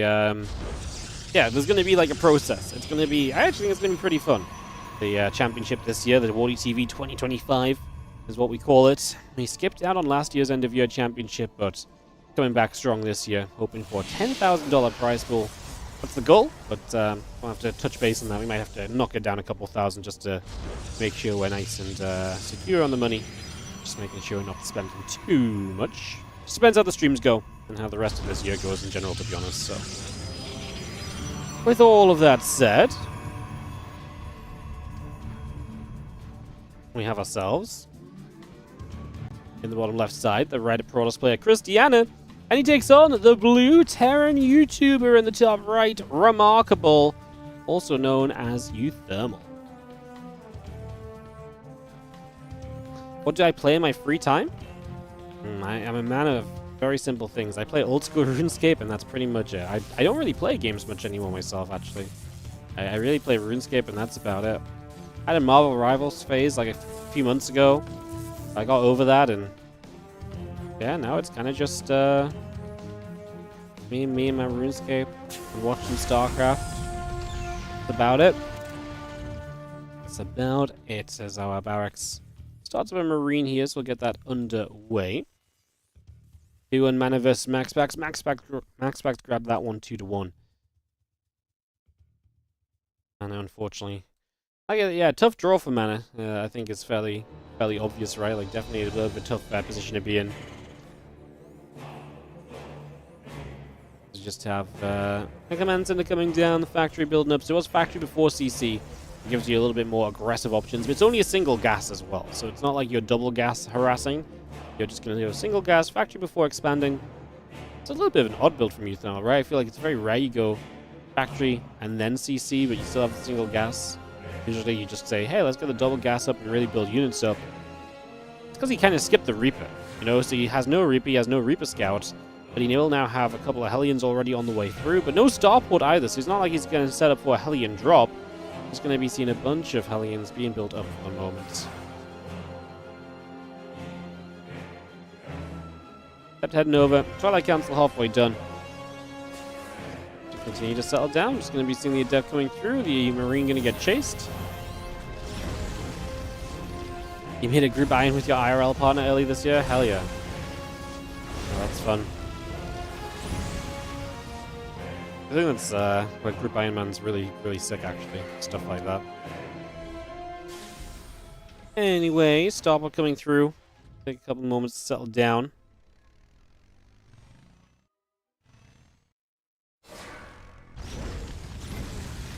The Hellions going to jump onto the Adept. It's going to be seeing it shading away, as we do have again Blink building through. The gateway coming online. Starport still getting built here. A couple Widow Mines being added for a few moments. Just going to have that Adept continue to shade. As it wants to get in position to help against the Hellions. 4 Hellions in total here. Going to go for the Adept kill initially, and then maybe we just back off with these. Medevac on the way. It's going to be a Widow Mine drop that can then maybe come back and pick the Hellions up. I mean, I almost feel like if you didn't dive in with the Hellions just yet, maybe we just send the 2 home that are hurt and just get them repaired up and bring them back so they're healthy. So if you do ever get into the mineral line with them, they're going to have a couple more shots they can take before they truly go down. UThermal is just camping. This is exactly what he's camping for, to try and deny the third, but the third does get to go down. There's the drop coming across the map, so the Medevac will make its way over. Robo on the way up currently from Christiana. So these 4 Widow Mines could actually hit the natural and break through the wall off to allow the Hellions to then run in afterward. Like, if you start dropping at the wall and then you drop toward the mineral line as well, this could cause a lot of chaos. And like I say, I think the Hellions are going to follow it through. Here we go. The Stalkers will put damage on the Medevac, but they don't target fire. And there you go. You're going to see some of these Stalkers already in trouble, and all of the probes stacked in the back. This is 9 workers killed and counting, up to 12, and we're going to find even more. 14 workers killed, 15. Hellions jump into the Medevac, into the main base. 2 of them get out. There are some low HP pros, but I don't think we're going to find the Stalker blink after this is good. But 15 workers is already incredible damage. This is quite committed. It's 8 early game factory units off the reactor. So the tank, etc. is late defensively, but as long as you don't take too much damage here, if you do find a defense at home now, you are in an incredible position. That was one hell of a drop into attack as UThermal's strat goes, well, perfectly, really. I mean, you can't ask for much more than that. Bunker at home ready. First tank coming through it is just going to be out defending. Like I say, you're late on siege tank production because you're very committed to factory units early on. Stalkers, I like it. They're going to head toward the main, the more exposed area. There's a bunker, though, which might scare you from blinking up into it, right? I mean, the bunker is kind of a time buyer as well. The whole idea, the whole concept is that if that... oh, we're going to go for the tank on the natural. SCVs pull. I actually would have liked to see the SCVs keep pulling to prepare the bunker. So the first tank goes down. We're going to scan for the observer. That's huge. Getting rid of the orbs basically means there shouldn't be high ground vision anymore. So now you only have to defend the natural. Now, there's actually a second observer, so maybe not as scary as we thought. SCVs do begin their repairs here. It's tough, though. Bunker is going to go down. 3 Marauders now going to be exposed. This is why you can really do with the siege tank, right? Just to kind of hold in the back. But we do have Stim finishing, and the blink is not good. Going to get the scan on the second observer as well, so UThermal will knock that down. Those Stalkers, oh my goodness. Going to lose one more there, and some of them very low HP as well. UThermal pulls back. He does need Medevacs to start healing these units up. He has 2 more barracks down as he sets up for a 5 racks play. And if you can start protecting the siege tanks from here, that's going to look quite nice. Stalkers, surely don't go on top of that tank, right? Not when Stim is done. If you commit onto a tank right now, you're going to get stimmed on and you're going to absolutely die. So I think it is time for those Stalkers to take a bit more of a casual moment to step away instead. That's exactly what we do. Because the Charles coming up, +1 attack coming in. Marine Marauder, tank and Medevac in production. 3 missile turrets on the way through as well. We had a couple of barracks on. Also, a couple of these units are a little low. We're going to see Christiana, though, step forward, and UThermal gets a few of those Stalkers killed. So once more, it's not perfect for Christiana. He's still taking losses himself. Resources lost is better for UThermal than it is Christiana, and he killed that economy off early. So Christiana has been kind of hobbling along. And you remember, UThermal is on a 5-rack setup right now. We might just be looking to pull the boys here very soon. He just scanned the natural. So getting some info, deciding what he wants to set up for here. Can't really go attacking with these Stalkers. We lose another one. Gonna recall them home, so UThermal might try and cut them off, but they just aren't there anymore. So realizing that would be huge. Charge will finish. Robo will be done shortly. And UThermal's attack should not be far from coming. He, at the very latest, he should attack is when +1 is finishing. So I can't imagine we're far away from him sending this, because he has those 2 extra barracks. They don't actually do much on the low ground right now. They're just kind of sat there. Hopefully he hasn't forgot to hotkey them, as they are going to start producing now, I believe. So. Uh-oh, Zealot's going to find a group of units. It's a little awkward for UThermal, but at the same time, it's a little awkward for Christiana. Okay, well, this is just awkward altogether, apparently, because UThermal just has units kind of spread everywhere, and Christiana is actually going to go jumping on another group of units here. Bio just going to load up. The Stalkers will chase. I actually think it's okay for this medevac just to run the hell away. Drag those units away and give yourself some time. I mean, Cristiano's essentially attacked it into a 2-base attack. But he's really just found UThermal spread out. UThermal needs to be collected together. That's how you nullify the power and the presence of the charge lots. That was nice for Cristiano. He got rid of a bunch of supply there. That's a pretty big deal, getting rid of, about 10 supply of units without losing too much. So, yeah, moments like that definitely big. And like I say, UThermal just needed to be a bit more collected together already. Extended Thermal Land starts with the Colossus is supply block. We have 3 Immortals, man. It's a pretty beefy Protoss army. Colossus finally able to get underway. As UThermal is arriving shortly, he scans up, he sees what's there. He's got all of the SCVs. He's not holding back when it comes to pulling the boys on this. I don't think Cristiano wants... I mean, Cristiano doesn't have any batteries on this 3rd base, so that doesn't exactly feel great. The Immortals are going to get left in the front if you're not careful. Force field's coming down. The tanks begin to siege. UThermal will start to press further forward. Get into range of the Nexus. Finding probes going towards the 4th. I don't think Cristiano's really respected the fact that this was a 2-base commitment. UThermal unsieging the tanks already. The Zealots might be able to pick off reinforcements. Gonna siege the tanks again here. First Colossus is now out. We want to try and get rid of that ASAP. UThermal doesn't see it straight away, so we're not going to be able to stop it right off the bat. Making through. The Colossus is going to do a lot of the work. Nexus goes down. We still have a lot of SCVs. Obviously, he pulled so many that the SCV pull continues to be powerful at the moment. Oh, the Colossus kind of exposed for a second. A lot of Zealots start to go down. UThermal just diving forward. There's not enough Zealots to stop him from going on to the Colossus. Zealots are going to show up from the other side. A few SCVs will buy some time. Liberator showing up as well. Keep that away from the Stalkers. We just wiped the army of Cristiano, who has to say, GG, the 2-base attack will be good to go. And UThermal will go to a 1-0 lead in this best of 3. That got kind of scary. Obviously, the big damage early set him up in the game. Cristiano made a lot of good moves that gave him a very good, genuine chance of pulling it back a little bit. Going to go to Tokamak for our 2nd map of this series, guys. So just a moment, we'll get that hosted up and head into our 2nd game. It's best of 3.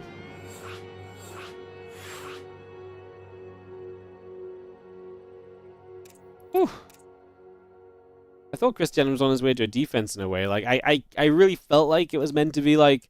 I felt like it was slipping from UThermal, but he was able to keep it together. And we will ready and GLHF to go into Tokamak for game 2. I don't know why we're expanding to a 4th base, though. Like, you've seen no 3rd base. I think Cristiano got a little carried away right there with the position.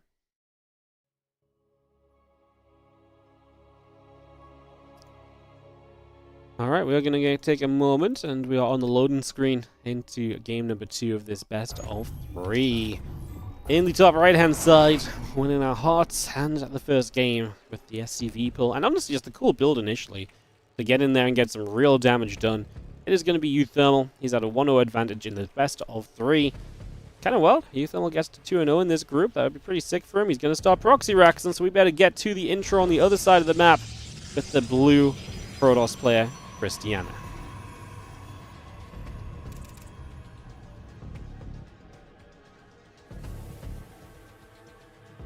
SCVs are on their way, as you can see. So we are going to go full proxy mode over in this corner. Cristiano will probe scout after gateway, so it's a safe probe scout. He will see the lack of a barracks at home. It's good info right off the bat. 2 barracks, no gas yet from UThermal. So used to seeing the Marauder proxies, but no gas is genuinely a little bit a little bit shocking. There's going to be a straight up Marine proxy. Wow. Not the expectation at all. Finally takes a gas right here. This has to make it to Cristiano seem a little bit like, you know, probably just 1 barracks and eventually a repo on the way through. But I mean, the gas is still late, so we'll see how well he knows his timings and if the alarm bells are ringing a little bit for him. Because it's just going to be Marines, and I presume the idea is we're just going to attempt to get bunkers up and then play forward with the Marines and the bunkers and just pressure from there. See what we can do. The probe arrives quickly to hit the SCV, which is going to go high ground.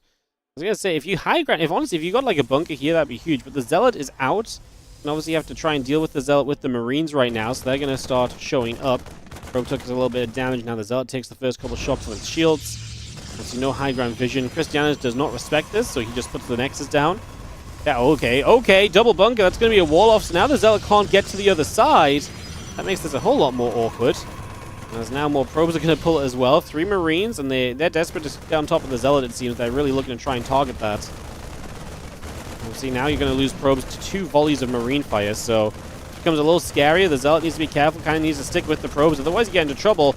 So far, we are not denying the bunkers, and the bunkers go up. This is going to be a problem, because you've got your pylon invested here, you've got the battery invested here. You can jump out the other side of the bunker if you want to chase those probes as well. We'll start to target down the pylon. We could turn onto the battery instead to get that first. Now a Stalker pops out. It's going to try and get the SCVs, but second bunker does finish up, and UThermal has a bunch of Marines. Double bunker on the low ground. I don't think Christiana was respecting this at all, honestly. I don't think he looked at this and thought that he was genuinely going to end up in trouble here. I mean, put the Nexus down. I think he thought he was just fine. I think he thought it was just going to be like a couple of units, and was not ready for the extra barracks worth of units to start coming through. Nexus is going to be in trouble. It is starting to hurt. Has to cancel as it nearly finishes up. Obviously, no reason to keep that there. It's just going to get targeted down. You have high ground here, and that's the one thing UThermal doesn't have a good answer for until the barrack shows up, and then the Stalkers obviously will take some extra shots again. So yeah, we're going to take a while to break out. There's 2 more gateways, Robo Facility on the way, so we can get the Prism out and maybe go across the map. It's going to be important for UThermal with the factory to get some good defensive units going. I think it's okay for him to just go Cyclones, to be honest. I don't think he needs to go Siege Tank or anything. I think Cyclones are fine. The awkward part for UThermal is obviously the barracks are floating, so you're not producing any Marines right now. So these units are stuck here, and you're not building anything at home until the factory comes online. And you're only going to have 1 or 2 units out of that factory. So that is the biggest issue for UThermal, but it's been a successful start. I mean, you can't deny that he must have gotten what he wanted here, right? Christiana tried to expand. The expansion has been denied.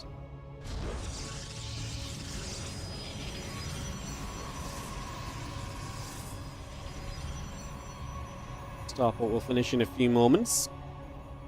Forward command starting up. The Cyclone's halfway done. A Viking getting produced.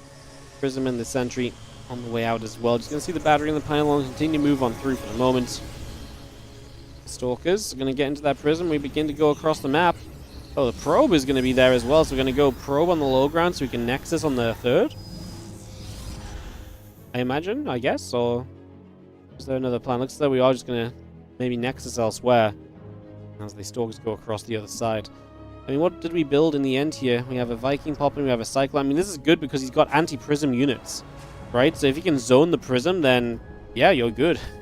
The Prism can't do much, right? There's a lot of Stalkers, though. I mean, UThermal genuinely has a little bit of a unit problem right now. He really needs to zone the high ground. I mean, how do you zone the high ground vision? Like, there's just so many Stalkers. SCV is going to pull up. I mean, UThermal is going to see there's nothing on the other side. Viking gets a shot off. The Marines are coming in from the other side as well. I guess we just try and get the Prism.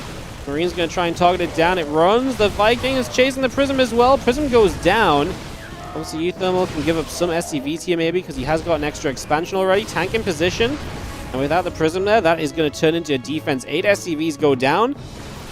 It's a hold. Obviously, this barracks leaves. The the 1 Marine left over here is slowly just putting some work in to try and hold those bunkers a little while. Christiana did not. I mean, he looked as though he wanted to expand to the left, but he's still a 1-base Protoss, which is where UThermal comes into his favor now, because he has a natural expansion. It's not in position, but he has a CC that can move to that location, right? So he's got an expansion ready to set up, which is definitely, I think, a big deal right now. And also just even able to use that to just rebuild the SCVs he just lost. It's a very strange game. The big thing to note now is that Christiana ends up with no tech. Because now UThermal is on like a 1-1-1 setup. And Christiana is on, well, a Prism and basic gateway units. Like the Twilight Council is halfway done, so it's a long time until you get Blink Stalkers. If this was a game state where it's like, okay, he opened Twilight and he already has Blink, you're thinking about going Charge, you don't love it for UThermal. But because it was the Force Robotech as the response from Christiana, he doesn't really have a good army right now. Like, these units kind of suck until they get upgraded. Orbital wants to go to the low ground. We're going to start seeing tanks. We don't have the blink, right? So you can't just blink on top of a tank here. If you want to commit on the tank, it's going to take a long time, and even stepping away takes a while. We do lose the siege tank. The Cyclone looking for a lock-on.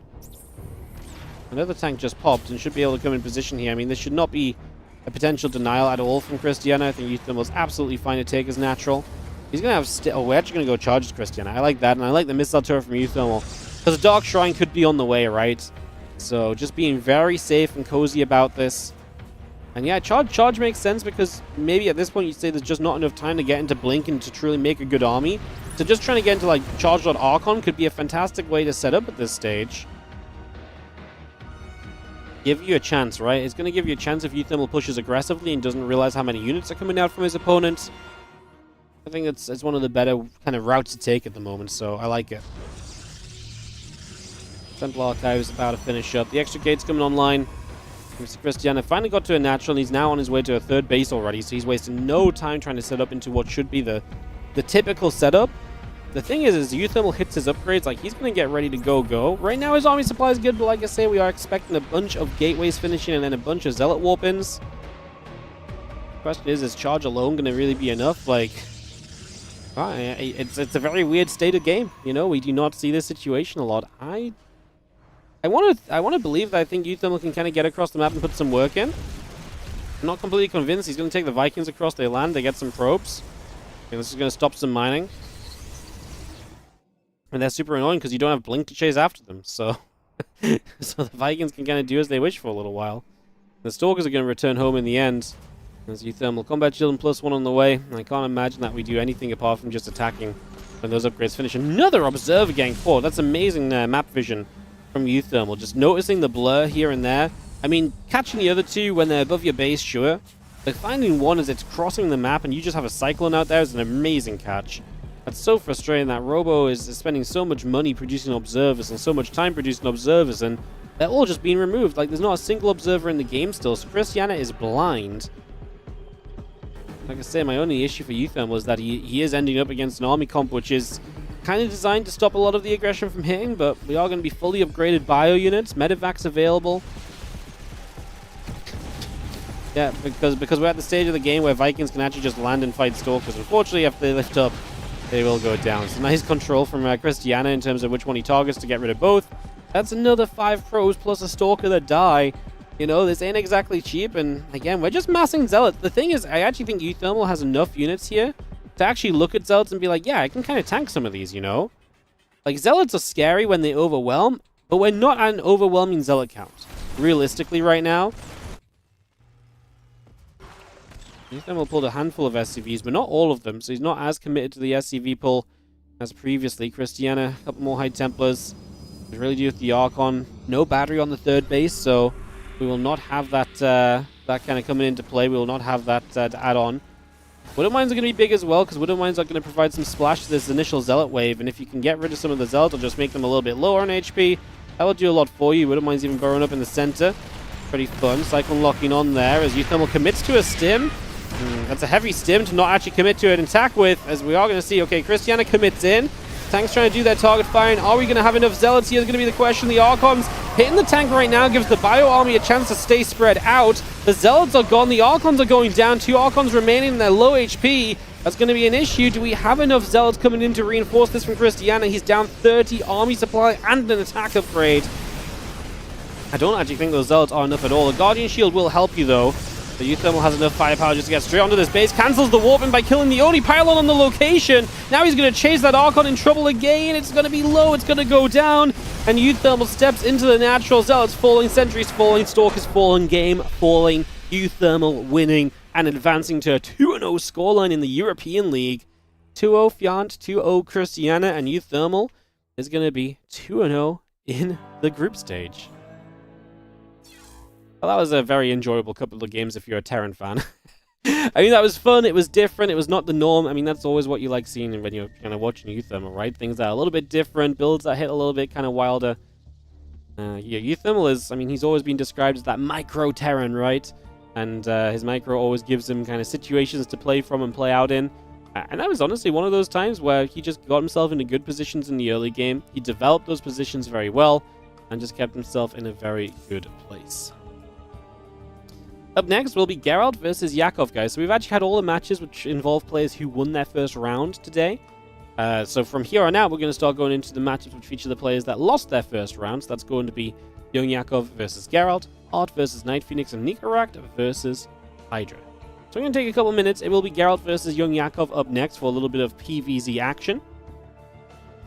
We'll get ready to go into that. Yeah, UThermal going to be 2-0. Alongside MaxPax and obviously alongside ByuN, who won their matches already today as well. The Wikipedia's not updated. Yeah, I see it, guys. I'm going to try and get logged in, and I'll update it myself while we take a couple of moments here. Although Geralt's already hosting us up into a lobby. So they might be ready to go.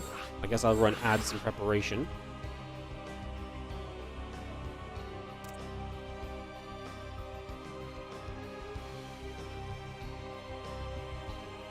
Alright, yeah, let me, I can,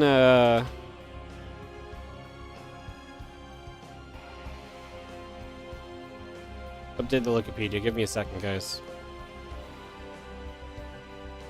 Give me a second.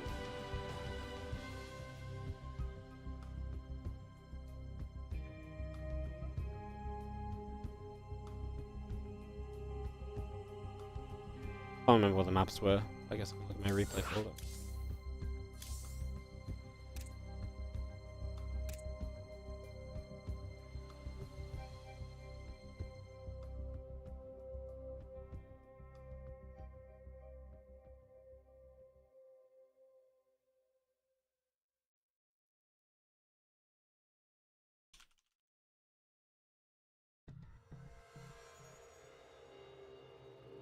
Should be updating now.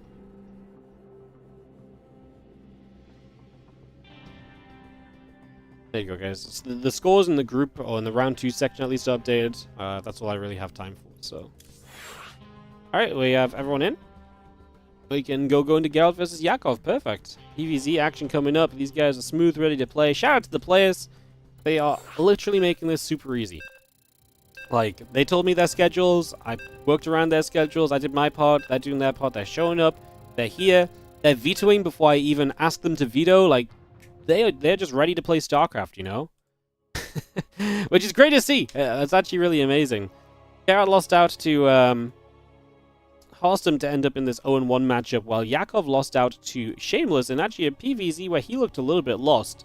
So wondering if you can look a little bit better today against Geralt. Typically, these two are both kind of advocates for the later game of StarCraft 2. So settle down. This could very well be a 20-plus minute PvZ, especially on a map like Persephone, where we're going to go, you know, be able to split the map a little bit, top versus bottom. There's definitely a chance that we get to see a longer game here between these guys. So let's see what we get. Some Protoss versus Zerg action, as in the bottom left-hand side. It'll be the Protoss that we start out with. In the blue, we have got Geralt, our blue Protoss player. When is Geralt's Krakow tournament? It's literally the Sunday after EWC. So EWC ends on the Friday, and Krakow is on the Sunday. Providing my flights are okay, I should be home in time to cast that. So, yeah, I'll be home and ready to provide you guys some games from Krakow. I will not be in Krakow, but I'll be back home and casting that on the Sunday, hopefully. Is the plan. Kickstart some Wardy action. Back on track. Yakov in the top left, Geralt in the bottom left. Game number 1, best of 3 series, Persephone, our map. Get this underway.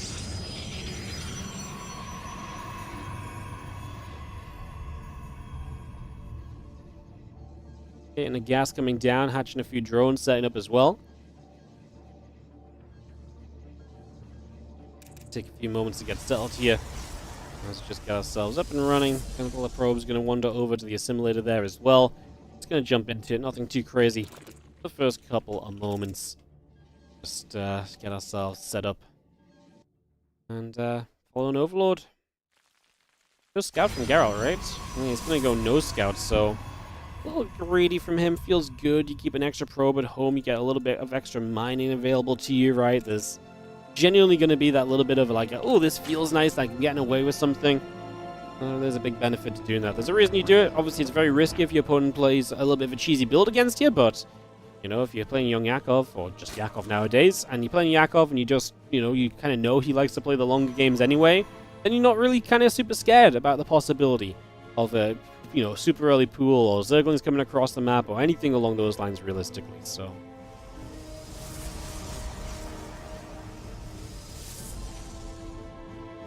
Cyberclaw will complete. Nexus will come up. Link speed, queens, drones, all on the way out.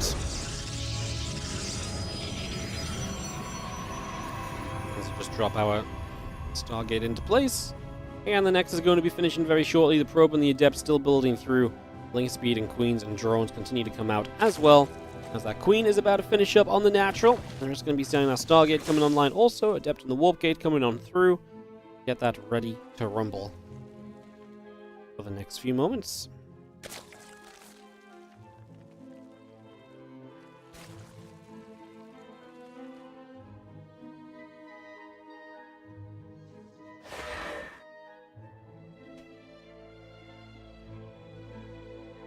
Adept up to the top, as we will see Garrett looking for some initial poking. Actually going to make a third Adept already as well, so really just Adept Oracle. No surprises there. Obviously a lot you can do with Adept Oracle in the early stages as well. Nowadays the Adept and Oracles can combine for quite a few bits of different harassment, or even just a straight up push toward the natural. Fight against the Lings quite comfortably that get built early on. T-Queen's trying to zone the Adepts quite far forward, and mostly trying to protect the creep tumor that's coming down as well, right? Protect the creep tumor, make sure the Adepts don't get in towards, cancelling that. Don't want to lose 25 energy for nothing. As the Lings there do fend the Adepts off. They're scary enough to kind of bare their teeth and get those Adepts to cancel those shades. Adepts are not going to go committing into nothing for no reason, so... Here's the Oracle, Spore finishing. Queen already got some good damage done. It's going to be a good defense straight away, honestly. Nice quick push back, 1 kill off the Oracle. That's what you want to see as Yakov. Minimize what that Oracle can do. The timing was crisp. Exactly the timing we needed it to be. Beautiful stuff so far still. Very well done for the moment as, again, Twilight Council, Forge, Gateway, Nexus, Probes, everything continuing in production. And the Oracle going to be joined up by its buddy. And 2 Oracles together will take a step on forward.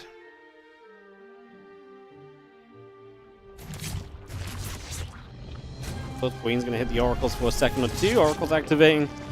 As the Eva Chamber goes down. Sporecrawler just going to finish up as well. And a couple of drones peeling away off over to the side. Still got the Temple Archives coming about. The Gateway coming online. Oracles really do want to go after the Queen.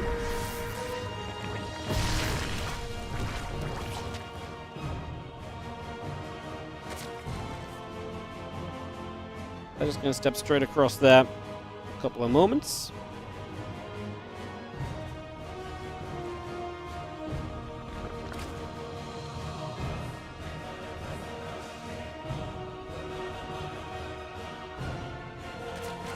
Hydrogen coming through, get extra drones and Lings on the way out. Missile upgrade also in production right now, so we need to bring that all into play currently.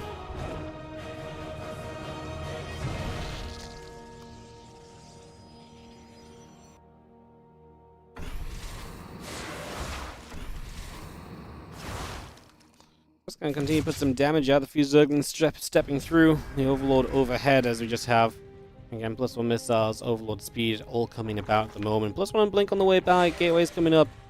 Extra probes coming through. The Lings looking for a chance to get on top of a few of the Adepts there, but not going to be able to find too much of an opportunity. Zerglings coming around. Oracles activate. The Queen goes down. Oracles and Adepts together will go for a creep tumor there. Another nice little grab. Again, the Hydras, the missiles, and the muscular augments continue to build for the moment. Extra Overlords on the way out. A couple Stalkers coming up. Simulator and the Pylon continue to build. Add the Temple Archives we had on the Gateway.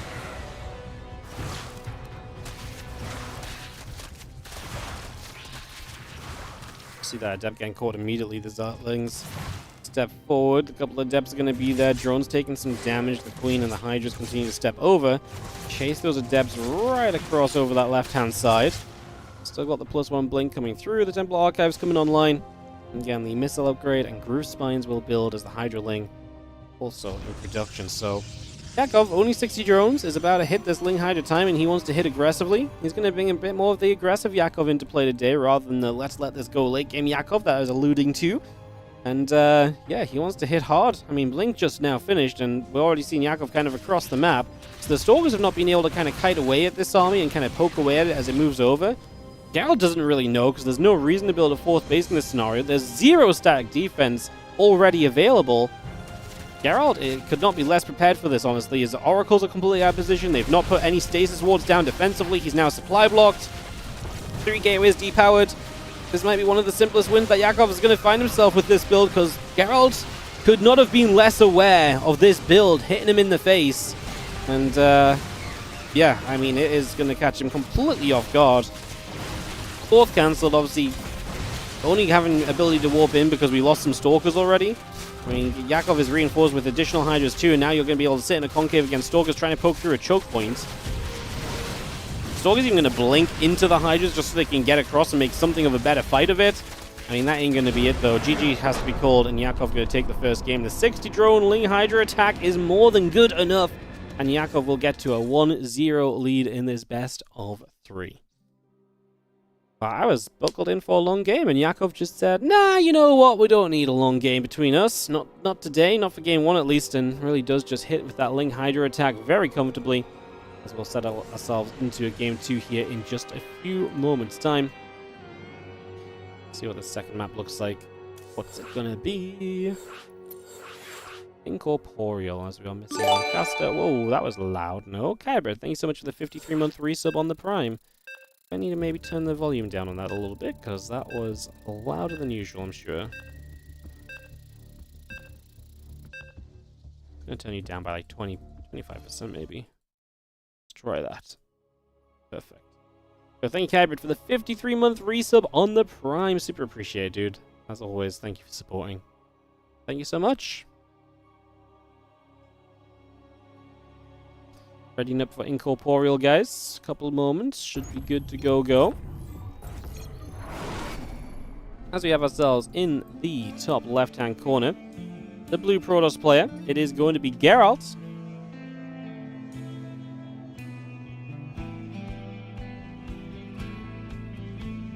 Taking on the red Zerg, who is up the game. In the bottom right side of the map, we have Yakov.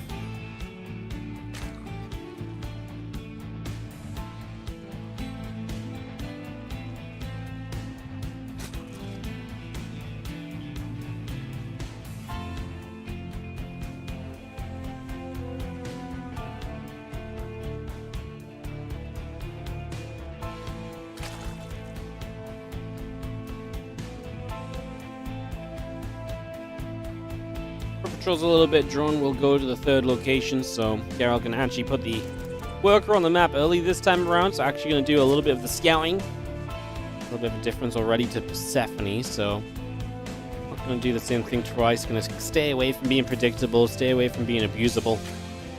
You know, some of these guys are very happy to see someone do the same greedy thing multiple times in a row, because you know that they're going to look to try and, you know, mix their build up for a cheeky early advantage, right? So Geralt going to try and stop that from happening by mixing the scouts with the no-scout builds across the course of a series.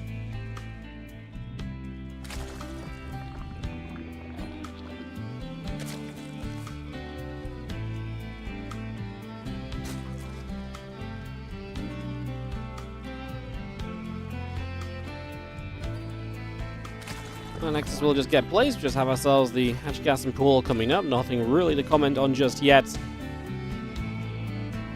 Again, big matchup because you're 0-1 right now in these groups. A win here puts you up to 1-1, and that really helps to reset you a little bit. You know, 1-1 feels you can really start getting, you know, anything done again. But a loss here, 0-2, and then if you want to make playoffs, you pretty much have to win out. Obviously, every matchup does have prize money up for grabs on its own accord anyway. So every single series is worth, I think, $20. Obviously, that's not a lot on its own, but there's prize money based on where you place as well. So, you know, each, you know, best of 3 is worth some money, but obviously the main goal is to make playoffs. Doing that from 0-2 is going to be difficult. You're going to have to drag yourself up the ranks, pick away at it, chip away at it.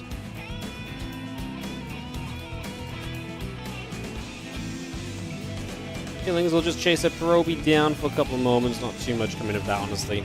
Stargate halfway done, the depth in the warp gate building up.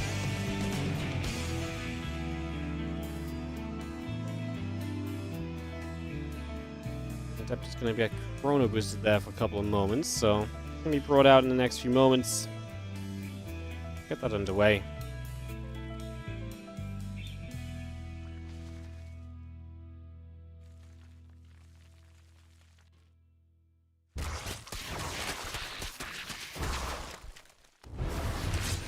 Gonna be seeing the Queen putting some damage out. Okay, Brett, thank you so much for a gifted sub. Going out to Droxid. Thank you very much.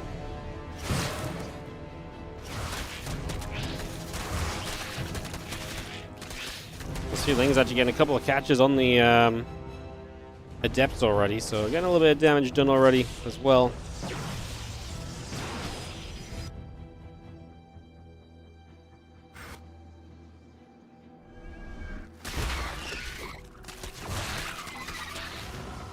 Things coming about. A couple of Adepts are going to get grabbed.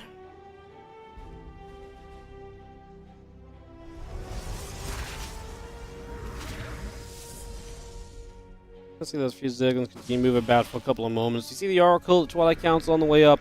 So the numbers continue to rise up here from Geralt, but lost 2 Adepts, killed 6 Lings. Not too bad just yet.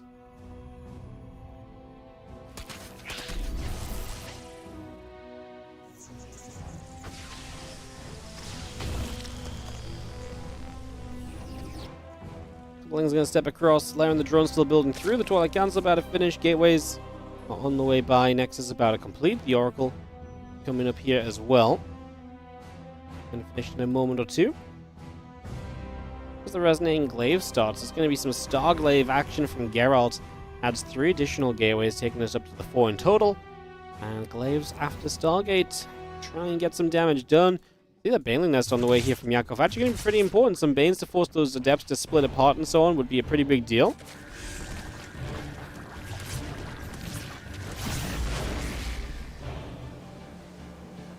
This Sword going to be catching just a few of the drones. It's actually quite nice. Stasis going to deny some eco at an important time where obviously, you know, as Yakov, you want to be building up into your defense against the Glaive attack, right? So losing income and potential building time in these moments is a big deal. Queen getting caught too. Maybe some injects missed also. It's actually a very nice Stasis. What I say was no gay Stasis. It's actually a very nice Stasis. A great timing as well. So nice to see the Oracle getting through and delivering in a big way.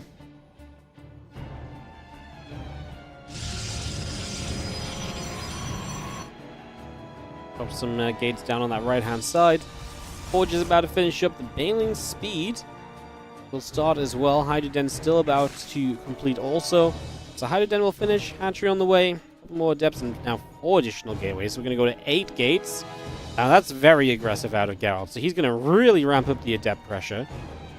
He's going to be really committed here. Absolutely wants to deliver with those Adepts. Goes into the Stalkers with the Blinking +1 behind it. But yeah, he's going to have just a ton of gateways. So, I mean, I guess there's a future here. I was just surprised to see the extra gates before, like, the Temple Archives coming down and so on, right? Yeah, I guess there's going to be a little bit more of a standardized kind of follow-up. Banes will again be able to threaten these Adepts, and the Adepts do not want to shade into the Banelings. Yakov has been very responsible with his work account. He's not let that kind of, you know, fly up. So he's been very responsible building that, and these Adepts might actually cancel that 4th base, though. I think the issue for Yakov, I mean, you know that Adept shade isn't going to commit. 2 of them do. Yeah, I mean, this hatchery goes down. Yakov just can't really deal with this right now. It isn't even necessarily like he has the numbers. It's just without Bane speed and so, like the Banes are going to slow run after the Adepts. He needed to kind of start splitting sooner. I actually send some Adepts toward the, Banes towards the Adepts and actually blow them up. And then also kind of, have the few Banelings ready to jump on the Adept shade as well. I just don't think he had the numbers to do that initially, though. So unfortunately, that's not ideal.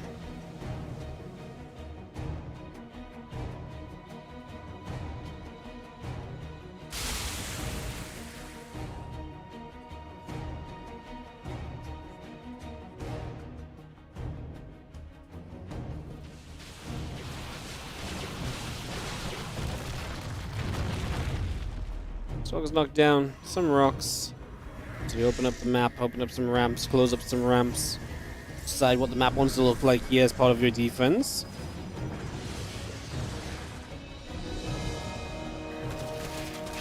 I think this Hydra's is going to start hitting the gateway already. Stalker's blinking over, a little bit of Ling Bane. Going to get jumped onto. The Hydra's continue to move up. Bane's going to come forward. You're going to see the Stalker's blinking back. Good force field going down.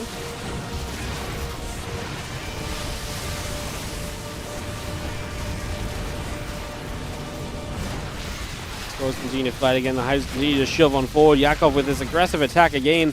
Obviously, this time comes in off of him losing his 4th base. I mean, he should be able to kill the 3rd base here at the very least, right? I mean, that would be a big reset to Geralt. Geralt has got a base on the left coming up, I suppose, but I mean, a couple of gateways lost as well. He's starting to get the store count up. Can Geralt survive at all? Only 19 army supply currently. His switch into this, you know, an answer to Link Bait and Hydra has not been fast enough. I mean, the Temple Archives was up, but no Storm yet. Oh, sorry, there's Storm, but we've not really gotten to use it yet. Not ideal.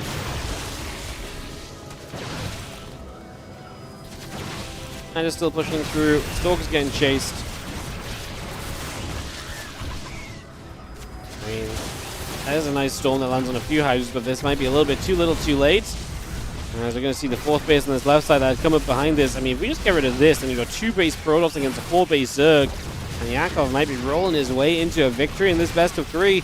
Stalker's trying to come down this ramp, unsuccessful so far. There's a bunch of the probes on that mineral line just dropping off as well. I do think we've got ourselves GG, right? I mean, that's huge damage. Okay, base isn't dead, but we get rid of all the probes, so I'm maybe getting a little ahead of myself. Stalker's going to try and return some shots here. We get one more worker. We will clean up. But do we survive another wave? Geralt has a ton of money in the bank. He has 6 gates right now to work from. He's mostly warped in High Templars. He's not really using up the minerals just yet. I haven't lurked then as a follow-up. I mean, there's not going to be much of a way for Geralt to get an answer to the lurkers on the field anytime soon.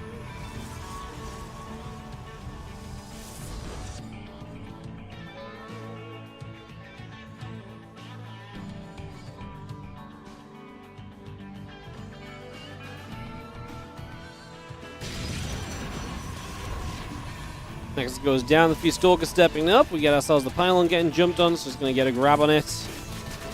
Nice Storm, I mean, gotta do what you can. High Templar goes down, drops one final Storm, but there goes the Nexus. I think that's kind of the lifeline in this game, probably getting truly just kind of picked off right here. And we do see, again, Link Hydra kind of going down a little bit because of it, but as Reinforced and Link show up, the Stalkers are already beginning to struggle.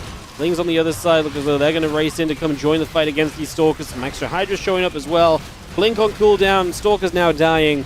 And I mean, we're opening a few cells to try and help, but the numbers just do not lie. Geralt has just been Link Hydra in this series. I mean, this game, it felt like... And you know what? Honestly, the Adepts didn't do badly. Like, cancelling up the 4th base and so on feels very decent, but... yeah, it was not good enough in the end. GG gets called, and Geralt has to tap out to give Yakov the series victory. Genuinely...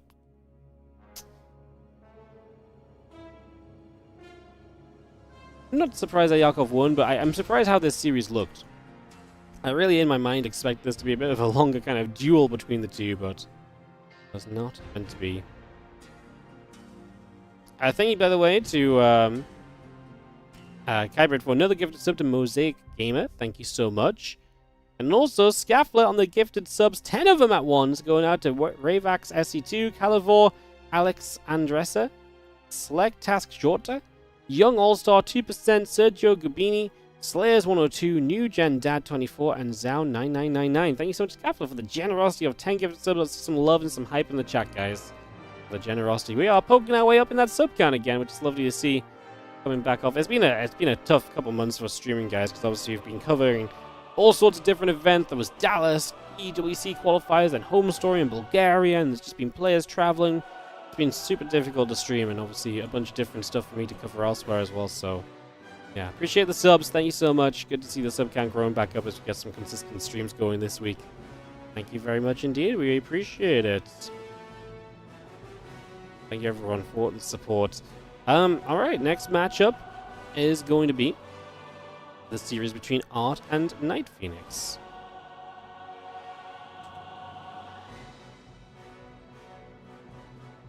Alright, we'll get that ready to start up. We'll just run some advertisements. They do help support the stream as well. So a little bit more PvP coming up next here, guys, as we continue our way through the European League today. Round 2 action. Again, these two players are 0-1. One of them will get a PvP victory to put them at 1-1. The other will end up at 0-2 and really have to start stepping it up in their near future rounds if they want to try and make those playoffs.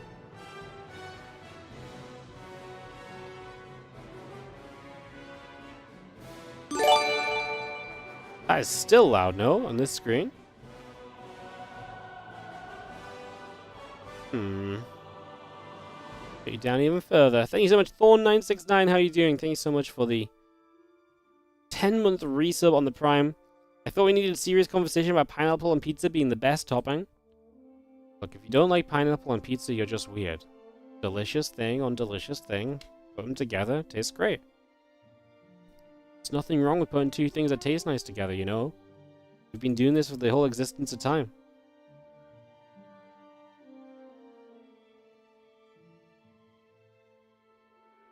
Thanks so much for the 10-month resub on the Prime.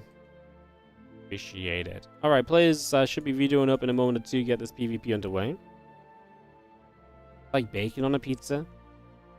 Maybe someone is, you know, everyone gets outraged about pineapple on pizza. Maybe someone out there is super outraged about freaking tomato and cheese on bread, you know? Maybe that's outrageous to somebody. You know? Just because pizza's become an acceptable thing. Ay.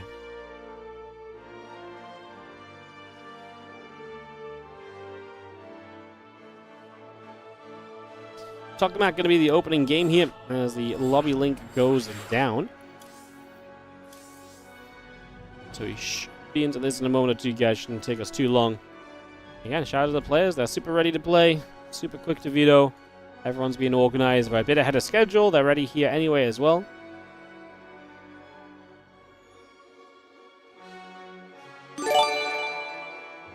That's just not getting any quieter, right?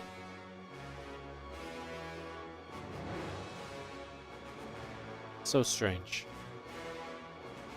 Oh, is it down here? No, it's not down here.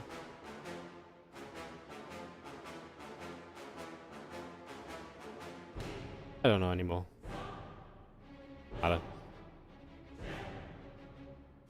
Gabriel, thanks so much for the gifted sub to Vengitron.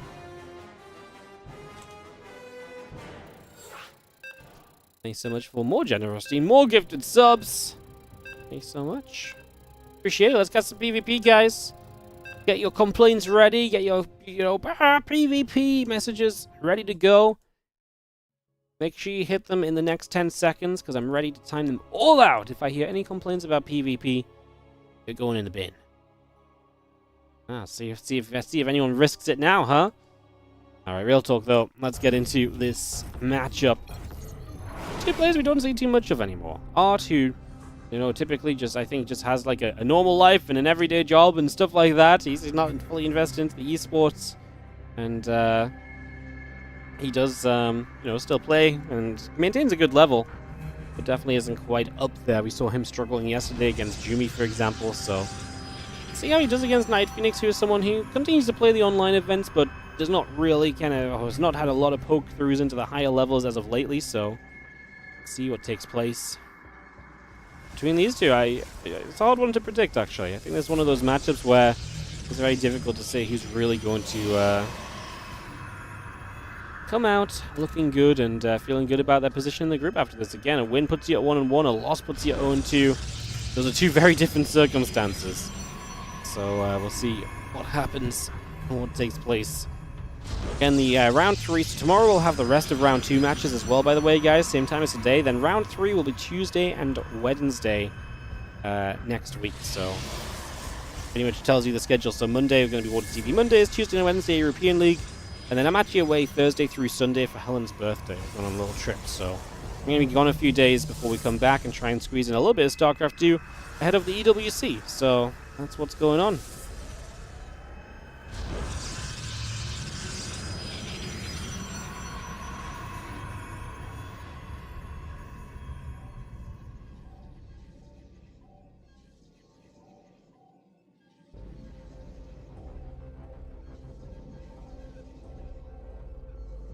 We already have one pylon up on the top side of the map from Night Phoenix. I mean, it's PvP. Someone's typically going to be aggressive.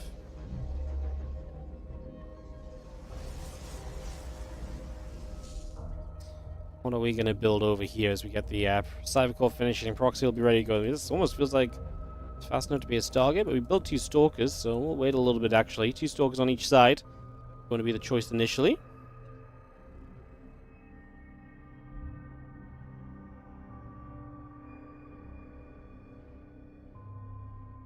Our facility starts up from Night Phoenix, so that is going to be the proxy of choice.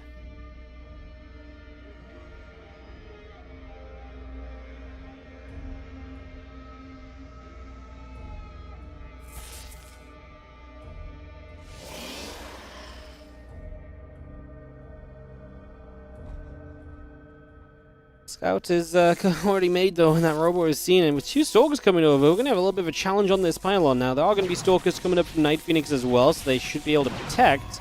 Some damage in there, as you see this fight actually starting out. Good volleys from Night Phoenix. Gonna, net him 1 kill, doesn't lose a Stalker, so that's actually more troublesome for Art, who's now going to be down a Stalker in this defense as well. Mortal is being made first, so we're going to get that out ASAP.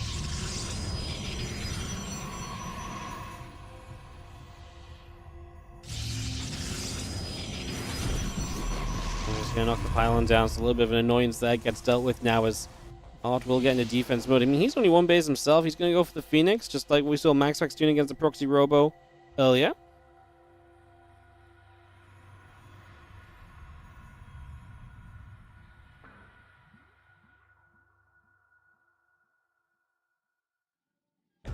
Stalker stepping across, the Mortal gonna be there. Do you see the couple of gateways warping in right now? Battery on the high ground, Stalkers gathering. The Phoenix will be there to help support as we just have 2 more Stalkers warping in. We're going to step down this ramp. We're going to see the Immortal getting lifted, and that's one of the powers of the Phoenix here.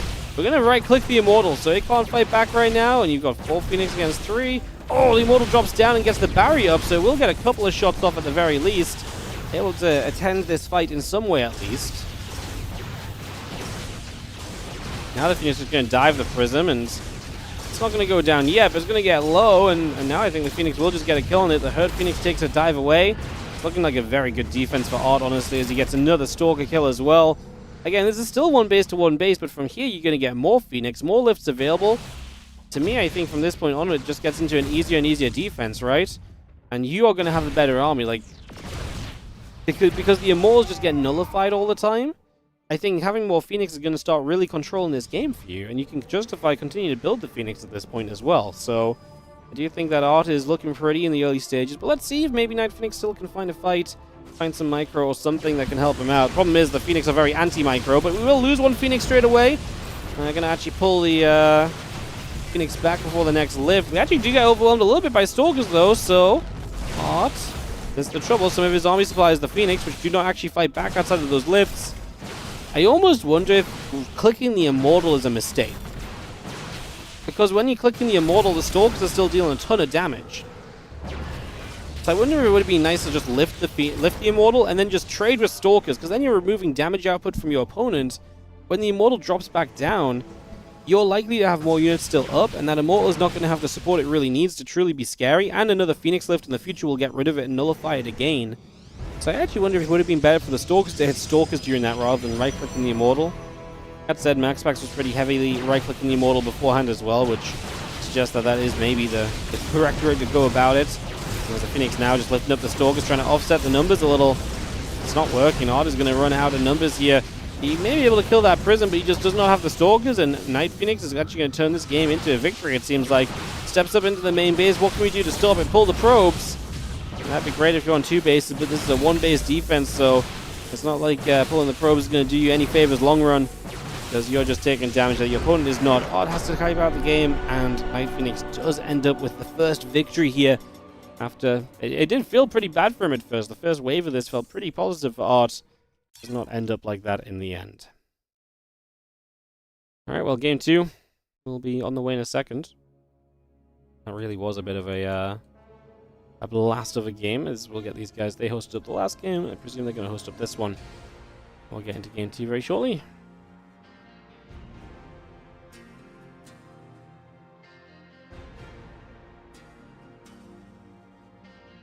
Incorporeal.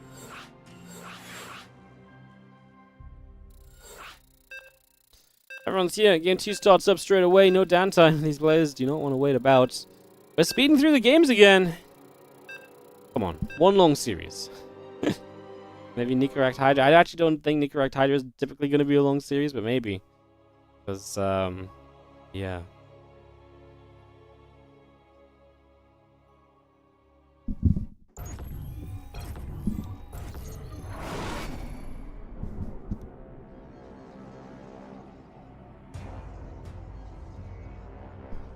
Alright, game number 2 is in the top left. Our player who honestly felt like he had a pretty good start last game, but just couldn't keep it up.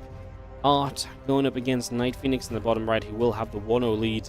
in this best of 3.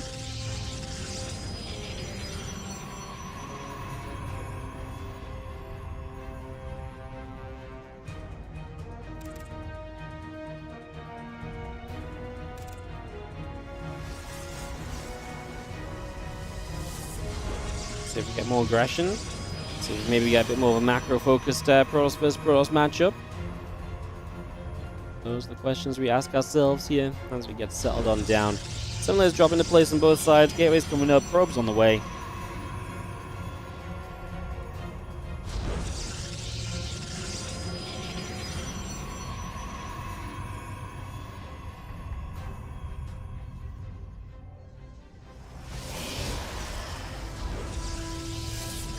Yes, there's a couple of gates coming straight through here. We'll have ourselves the 2 gates on either side of the map. So both players are going to 2-gate it up initially. I mean, that's kind of what we saw last time. Now the probes move out and we'll look for their opportunity to scout, potentially proxy. Let's see if either player wants to proxy or if they're both just going to scout it out. And maybe we do bet a little bit more of a regular kind of macro-focused PvP for the first moments here as we get set up.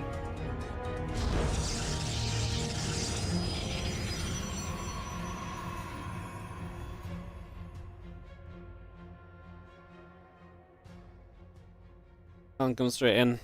So there's a pylon, but that doesn't have to be a proxy. This could just be as your opponent scouts you, they see the missing pylon, and then they start to worry. So the fake proxy is a very real thing as well. Let's see what this probe does, if it pulls back to that pylon or not.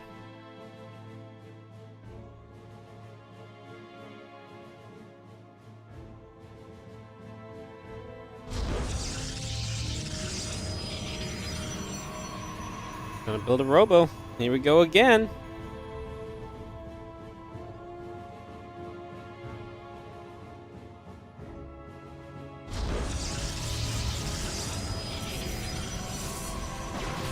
Still gonna start a poke. And you have the probe is gonna scout it, so Art knows what he's playing against. Does he play Stargate or does he play Robo? He's gonna play Robo this time. So we're gonna see a different approach right now. Previous game. The robo-based defense.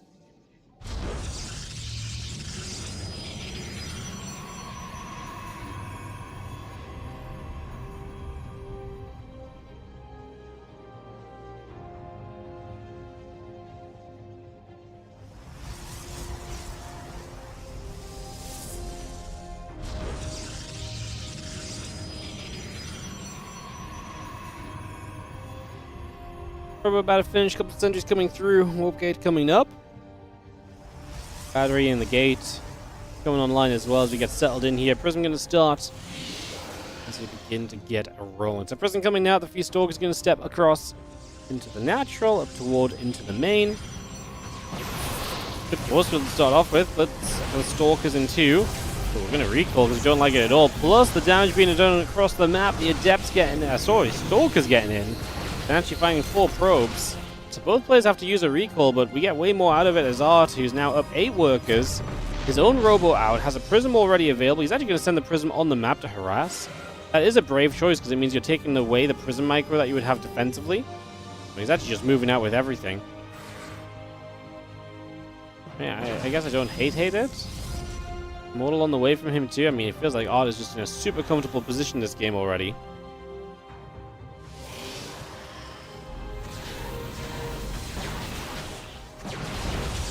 Shots coming through. Stalkers and Sentry's going to fire Prism.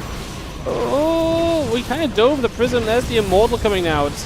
Diving the Prism but not getting it. It's pretty rough as we do still not get it. All of those Stalkers are going to be abandoned, I guess, unless the Prism can turn back around. Which it did. Look how low the Prism was. 6 HP. There are units across the map, though, and that's going to be an issue because I don't think Night Phoenix has anything really prepped for the defense, apart from just a battery. 4 Adepts are going to absolutely shred this mineral line, even with a battery here, so it's going to be a problem as the Adepts get in. Damage begins to be done. 5 workers going down. Now you're not mine. You've got a breakthrough over here against an Immortal.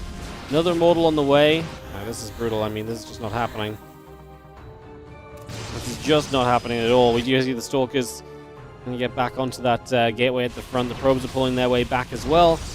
I mean, it's nice to get rid of a gateway, but I just don't think that slows you down enough as Art to, you know, as Night Phoenix, be super happy with this scenario. He's going to jump across with the help of the Prism. Again, the Prism is a major kind of micro advantage, but you can see that he's not doing enough here. GG, and we are going to get a Game 3 again today. Well, the PvP is giving us those Game 3s, huh? Yeah, everyone complains about PvPs, and you get third games of them. That's what happens, guys. Karma biting you all in the butt. Complain about the matchup, you get more of the matchup. How does that sound? Ultra Love coming up right here, so we'll get that started. As we will just swap everyone around, and this third map will get ready to go. Ready up from Night Phoenix. Art's been pretty quick to start us off into games. And we'll get that underway.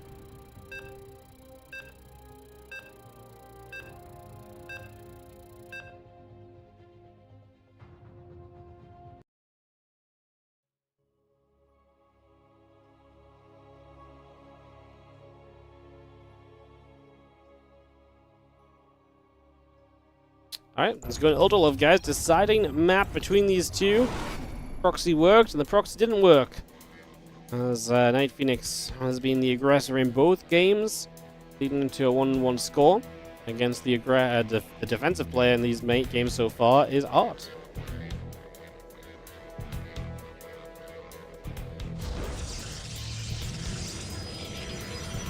I mean, surely, as Night Phoenix, you gotta ask the question, do I want to go proxy it up all over again?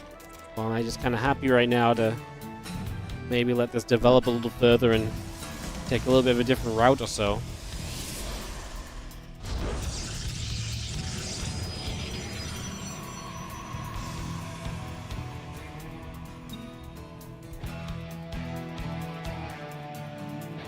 Gateway, Assimilator, on the way from both players.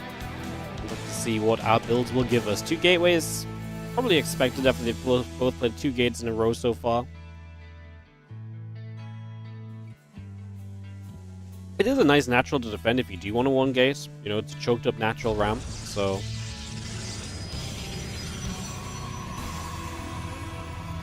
Did anyone complain about PvP? No. No one values complaining about PvP more than they value the ability to complain again in the future about something else, apparently.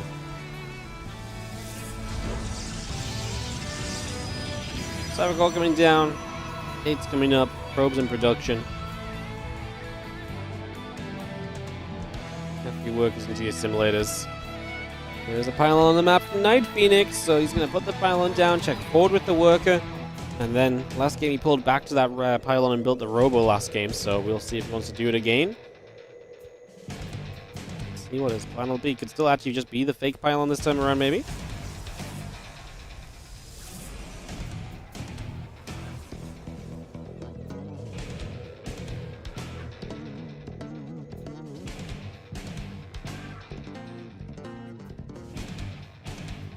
Depth's going about, stalking the sentry coming through.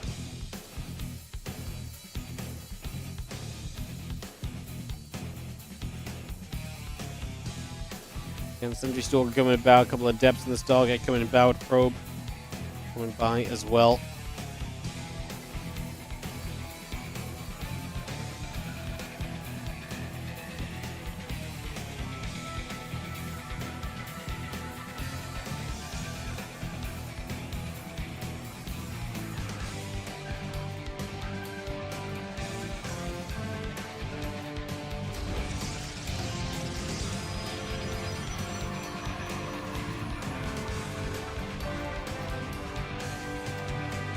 Oh, I have not had a proxy off this pylon. This is going to be the Stargate coming through. Oracle on the way up. Stalker Sentry on the way in. It's going to be seeing a couple of Adepts coming through, but Force Fields are going to keep them away from the mineral line still. And it's going to be 2 Adepts lost here. If we can finish this one off, the Shade is good, I think. Just gets away. Just.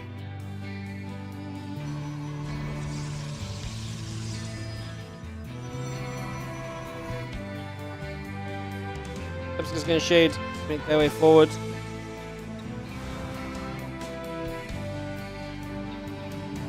Again, a good Stalker Sentry positioning in the main base for now. Twilight Council on the way up here from Art, and obviously an expansion versus an expansion is new territory for this series. So wild, you're playing a best of 3, and now it's like the first time you're going to play 2 bases each against each other, and it's like, oh, Like, you don't really know what to expect as well to get to this kind of point of a PvP. And be like, oh, I don't really know what you're going to look like. I don't really know what you're going to do or what it's going to look like or what the kind of plan's going to be.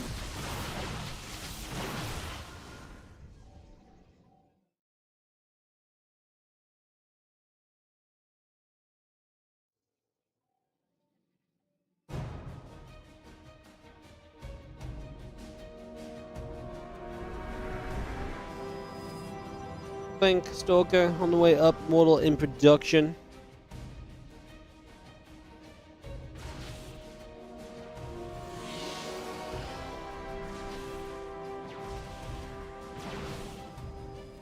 Those couple oracles gonna peel back for a couple moments here.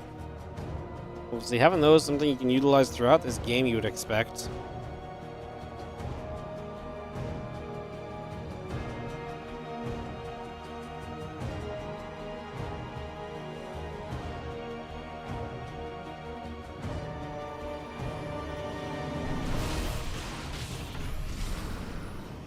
Oracles pulled back, hallucination continues through.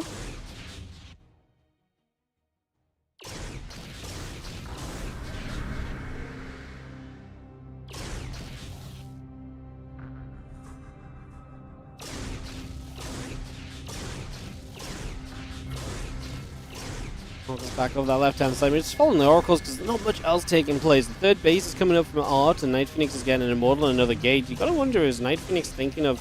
I mean, as Art, you're gonna have the Blink Stalker, so you're gonna have a little bit more ability to kind of be mobile on the map. As Night Phoenix, you're gonna have the Prism building those, so maybe he's actually just gonna send this.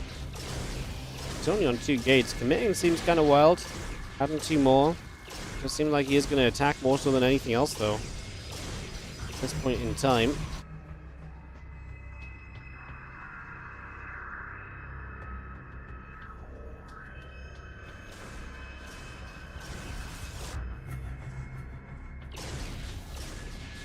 Prison pops, obviously hallucination sees it, so I think at this point in his art you're getting a good idea of what's going on. You're adding on gateways, you're getting charged, battery starts. I don't know if you want to defend the third or if you're just going to let that go down here.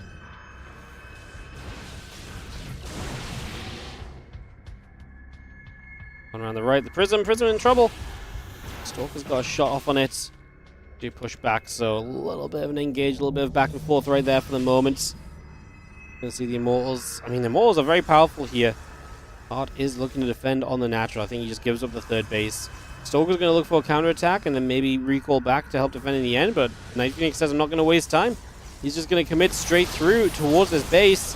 Good force field to buy you some time. Prism obviously can lift some units over the force field and allow this fight to kind of start. Night Phoenix looking to press the issue. Art does not have the numbers really defensively. Probes are going to have to start pulling into this. Oracles are active and they are doing work, man. The probes are blocked with the force field. Oracles go down, but we still have got the triple Immortal that are going to shred through a lot of the units here. We knock down the pylon. Probes are going to pull in. Let's see if we can find the defense. The Stalkers on the other side are kind of slowly fighting. I don't think Art's doing well enough with those. Honestly, it looks as though they are... Yeah, they're kind of fighting other Stalkers, which is not really ideal. As Night Phoenix really does just shove into this natural. And it looks as though this is going to be a little bit too much. The pylon go down. Didn't realize their Immortal was so close to popping out from Art, although... I'm honestly not sure if one Immortal was going to make the world of difference here. The recall attempt is not going to be good enough. GG, and Night Phoenix will get to a 1-on-1 match score in the group. Unfortunately, Art will drop to 0-2. GG. Yeah, sorry guys, red and pink on Ultra Love with the lighting was not exactly ideal. I appreciate that was a little hard to see as well, but yeah, I mean, hopefully you could figure out that the guy in the top right attacking into the bottom left was probably the guy with the units looking good there. Alright, Nikaract and Hydra are vetoed up and ready to go because we're just apparently speed running the entire day. So we're going to get this ready. TVP, best of 3. I actually don't need to run ads. We actually have a buffer on ads because we've had some quick games. So, yeah, I know everyone thinks I just run ads at any possible opportunity, but we actually are ahead on schedule for ads, so we can just go in game. Let's kick off into this TVP. We're literally just, like, this is as fast as if we're casting replays. You know, like, we come out of a game, we just host the next replay, boom, we go. Players are just slaying it today. Everyone's ready to play. Everyone's eager. Everyone's pre-vetoed. Not just pre-vetoed, these guys were in the lobby before we even came out of game 3. Mental. Nikaract and Hydra looking to rectify their position in this group from 0 and 1 to 1 and 1, but only one of them will be able to do so. We start up on Persephone. Nikaract yesterday lost out to Goblin in a bit of a rough series, which also had a bit of a delay to it due to the mouse breaking of Goblin. So he's looking to fight back in this TVP as he is the red Terran in the top left corner against the blue Protoss in the bottom left corner. Hydra, who, well, had a bit of a tough matchup against Hero Marine. I mean, there's not really much else to say there, right? He played Hero Marine. It was pretty difficult. It was not fun at all. That was a pretty bad time for him, unfortunately.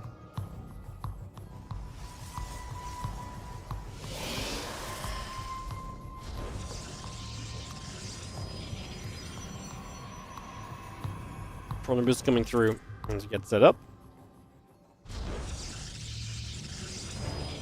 Game 1 of this best of 3. Last match of the day, guys. I mean, we have really stormed through the games, to be quite honest with y'all. We are, what, 2 hours and 15 minutes in. We're 5 best of 3s down, so we've just been storming through the games. No chill at all, apparently, unfortunately. Crazy. Crazy.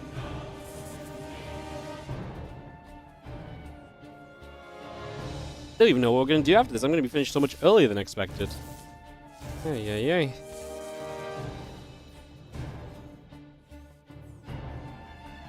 Madness.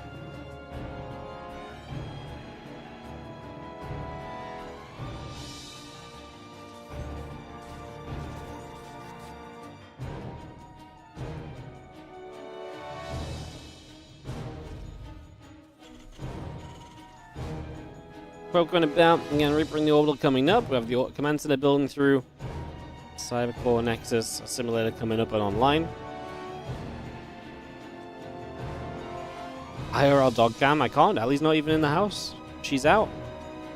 Ellie's out having a day with Helen. Like, what are we gonna do, guys? We're gonna finish the StarCraft and just, I don't know. Ain't got nothing to do. Crazy situation. What about a cat cam? I have no cat. Yeah, a bit of a problem for that one, isn't it? Bit of a problem there too. Go acquire a cat? Oh, that makes so much more sense. Yeah, I'll just go buy a cat, right? Right. Sorry, okay, guys. 1,000 sub goal. We buy a cat. Okay? They ain't cheap. So we gotta be committed to this, you know? Alright, Proby on the move. I'm just gonna have ourselves a factory on the way up. I should rent a cat? Oh, that may be more affordable. He didn't say buy, just acquire? Oh, well... No, if I'm gonna get a cat, I'm gonna get a cat ethically, you know? I'm not just gonna find one and claim it. You know? Adopt better than buy. Yeah, but adopting isn't cheap either, you know? Adopting a cat is, you still gotta pay the bills on the... It's like a whole process. I think there's a cost in place to make sure you're serious about adopting it in general. It's crazy.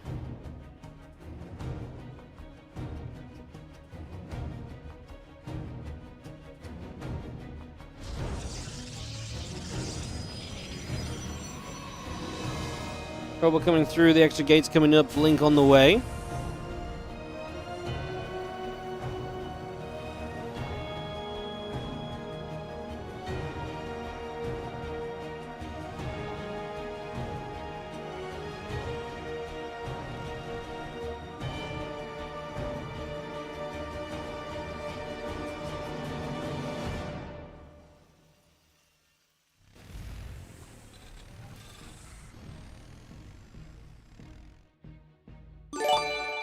Coming through next in the gate coming about. What's up, Guy Britt? Thank you so much for giving us sub out to Elamisu.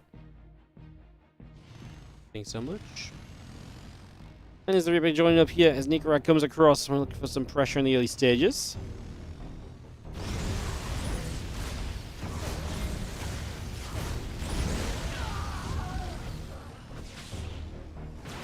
The probe's going down as the Hellions actually going to get through here. The Marines in the main base at the same time is the distraction, and that's why Hydra is going to start falling apart a little bit. 5 probes already down. Going to make it 6, 7, 8, 9, 10. Out of fingers. Out of fingers. Oh, no. But beyond 10. Well, This is a brutal start already. Is this just a simple 1-2 punch and Hydra just gets caught out of position for it?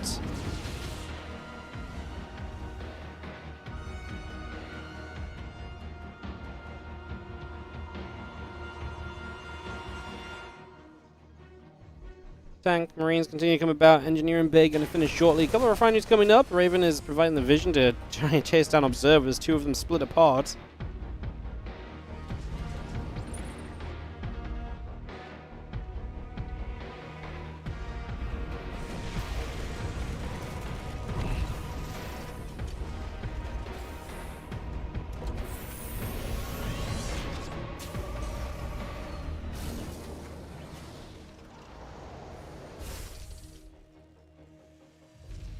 Stim, combat +1, all continuing through. Robo base, some extra probes in charge coming up. The medevac in the corner going to hide away.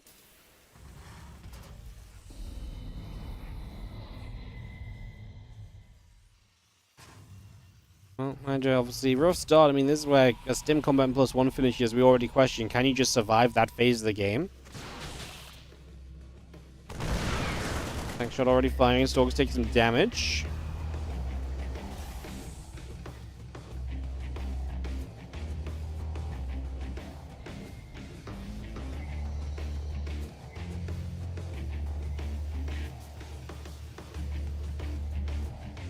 Charge going through, extra gates in production. A little bit of progress as Stim combat and +1 all continue through. Like I say, that really is going to be the point at which it's going to be a big question mark.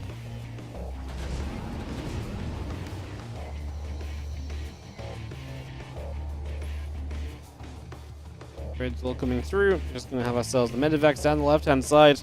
That already is going to be tough, especially as the observer completely missed it as well, so you don't even get to see this.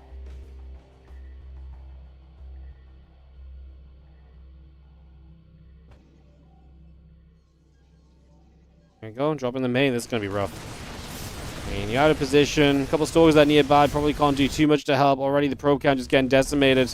We're going to recall from the front of the natural to the main. I mean, I think Hydra's in a little bit of a desperation mode at the moment, to be honest. I think this is going to be a little tough. We do get a medevac. That's a small victory. But I think the reality is that this is...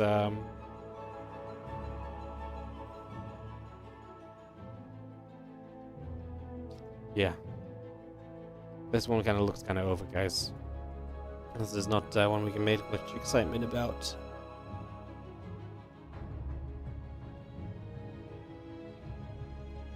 I mean, maybe the two Colossus.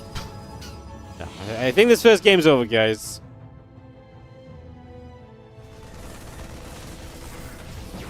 I don't think we need to pre-hype this one up a little bit.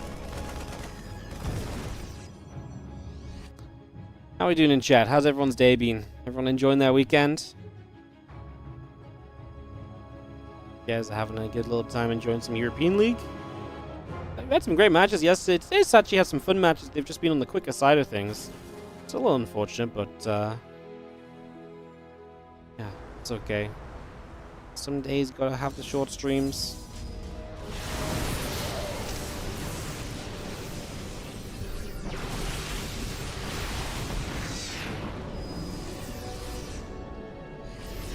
Bit of mines. Gonna connect onto a couple of those out so far.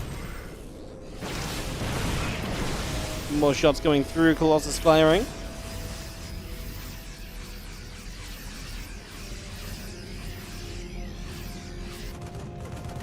Probes going down. He's gonna be having the Stalkers trying to press forward. I mean, I appreciate the Hydra goes for an attack. I actually think it's the best thing you can do, right? Instead of just waiting for the Terran to build up more and come and kill you, like, go while you maybe have a couple Colossus you might not be able to answer. But, yeah, the reality is the damage was just way too much, and Nikaract clearly has a pretty comfortable defense here. The Warpins do not match the amount of Terran, and GG is called. Nikaract will take the opening game. Oh, not quite the game of the day, unfortunately, but we'll see what game 2 brings us. Into that in a couple of moments. Mac gonna be our map. Making the difference now. Your weekend's amazing. Nice to hear, mate. kiddos at the parents for the weekends. The wife and you can chill. Nice. Always good, I presume. Some free time, some chill time.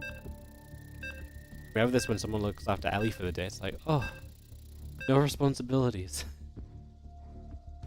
But, she's a dog, not quite a child. Still nice to be freed of responsibility. Alright, let's end to talk Mac. What could be our last game of the day.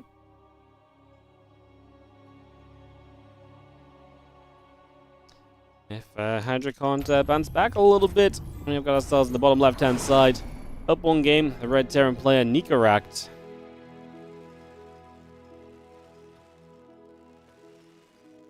Taking on the blue Protoss in the top right corner.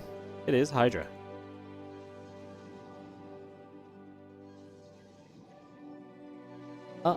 Oh. Best of 3. Continuing right here.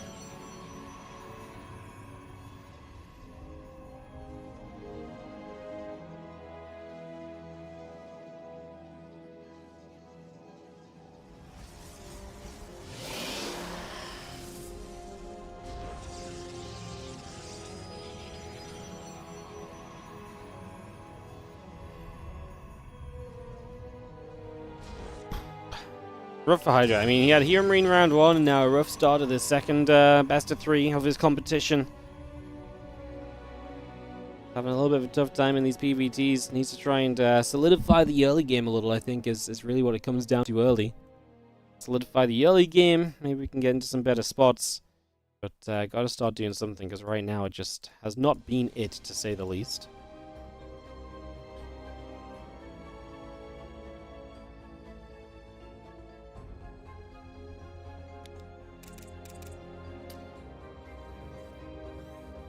Open the SCVs, we'll have a dance. Nibble, nibble, drill, drill.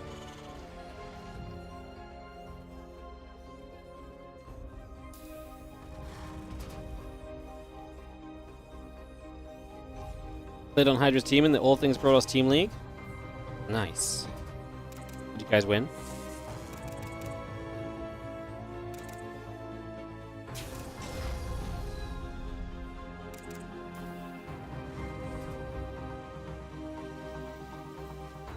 How does an All Things Protoss Team League work? Are you not all Protoss? Do you just have to play massive PvPs? Sounds like Twitch chat's worst nightmare. Welcome to PvP-ageddon!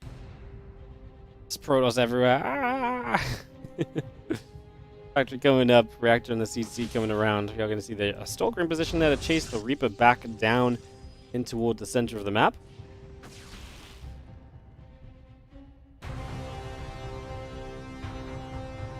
PvP verse. Yeah. All PvP all the time. Kind of crazy, no? Stalker gonna shoot. Reaper taking some shots. 2 more Reapers and a Hellion on the way up. We do have a command center building as well. Twilight Council, Probes, and the Warp Gate coming on through. As that Reaper just turns away, Stalker gonna be there. Help push the Reaper back into the center of the map for the moment. We'll see with multiple Reapers and the Hellion. We'll see Nikaract up in the ante a little bit in the early stages.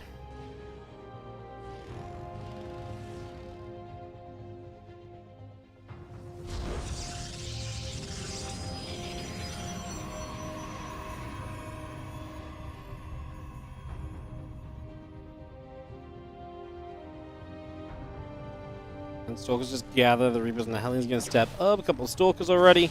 Going to be right there. We're just going to be seeing one Reaper going down. Hellion getting chased. This is not great because the units get into the main. And you're already going to be seeing a bunch of these probes starting to go down as 3, 4 workers dropping pretty much immediately. There's going to be a lot of additional workers going down. 6 probes killed.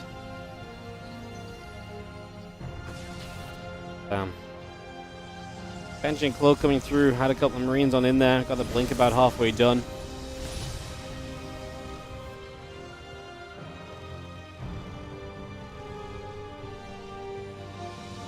See the Hellion still around in the middle of the map. Benching the tank. Marines as well coming through. The cloaking on the way. Again, we have that robo facility and a couple extra probes coming up at the moment. So just bringing that all online. Do have the bunker and Marine still on the natural as well.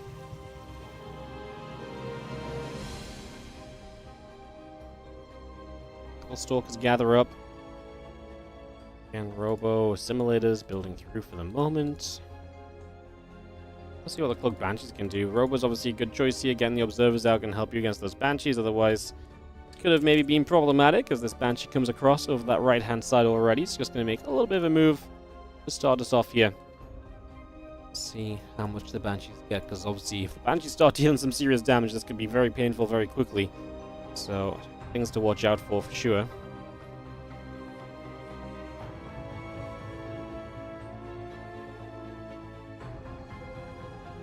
Banshee turns up the right-hand side.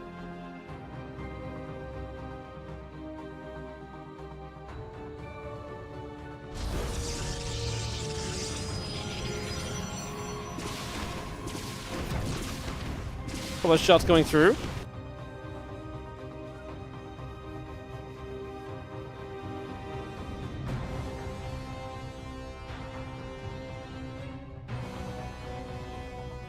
The full probe's going down. It's not a bad start at all, so Banshee's also got just forcing a lot of lost mine time. Fifth work goes down this natural.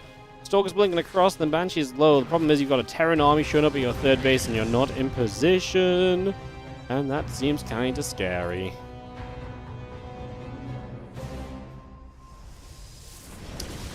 Yeah, this third base is in trouble as the Stalkers need to be super careful against the double siege tank. I think you just have to give them the third. You're that out of position already, so not ideal. You're going to get knocked down to 2 bases. The Stalker's going to start going to the other side of the rocks, and maybe we'll try and challenge from over here.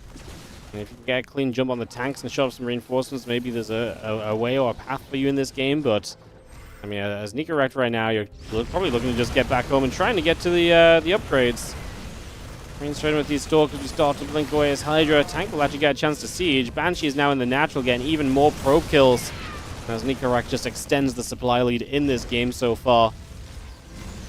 Man, I thought day 1 of the European League was fast. This is going to be even faster. 6 best of 3s in 2.5 hours. It took us 2 hours 45 the other day, but this is speeding. This has been even quicker.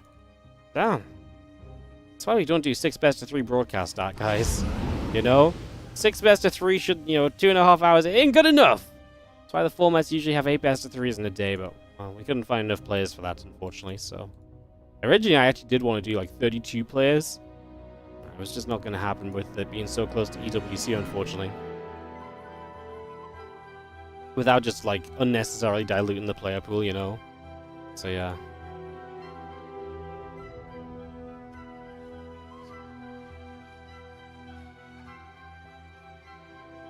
Double medevac into the main base.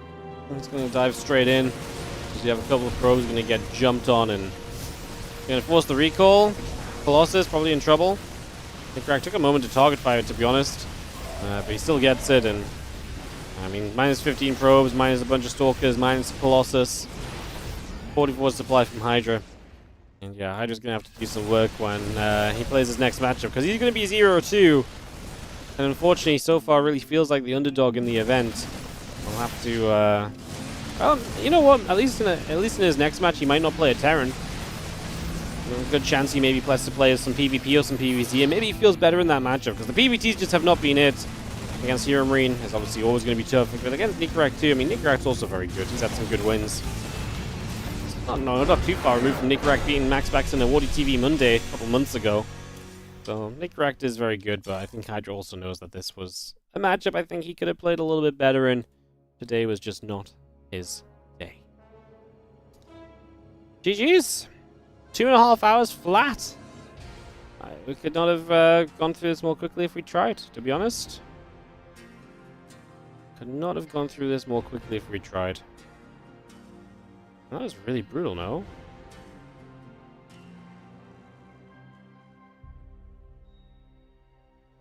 Damn.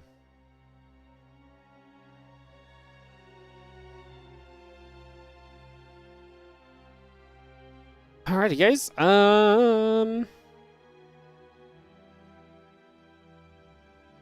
That's gonna be it for us today. I really don't have anything else to do.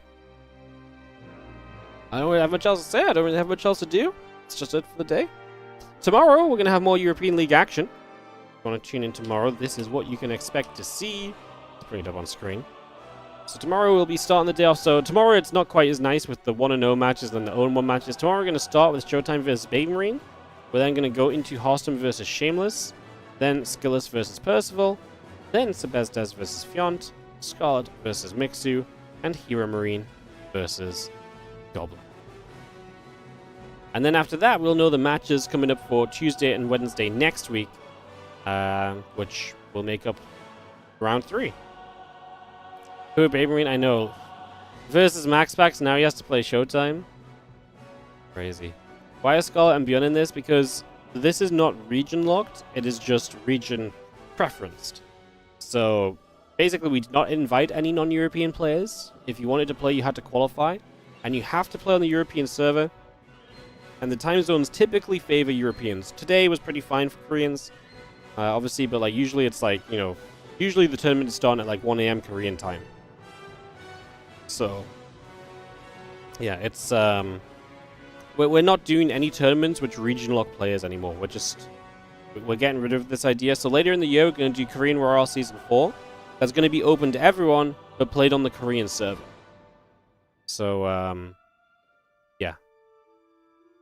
That's like I say, we're just doing away with the whole kind of region locking players away.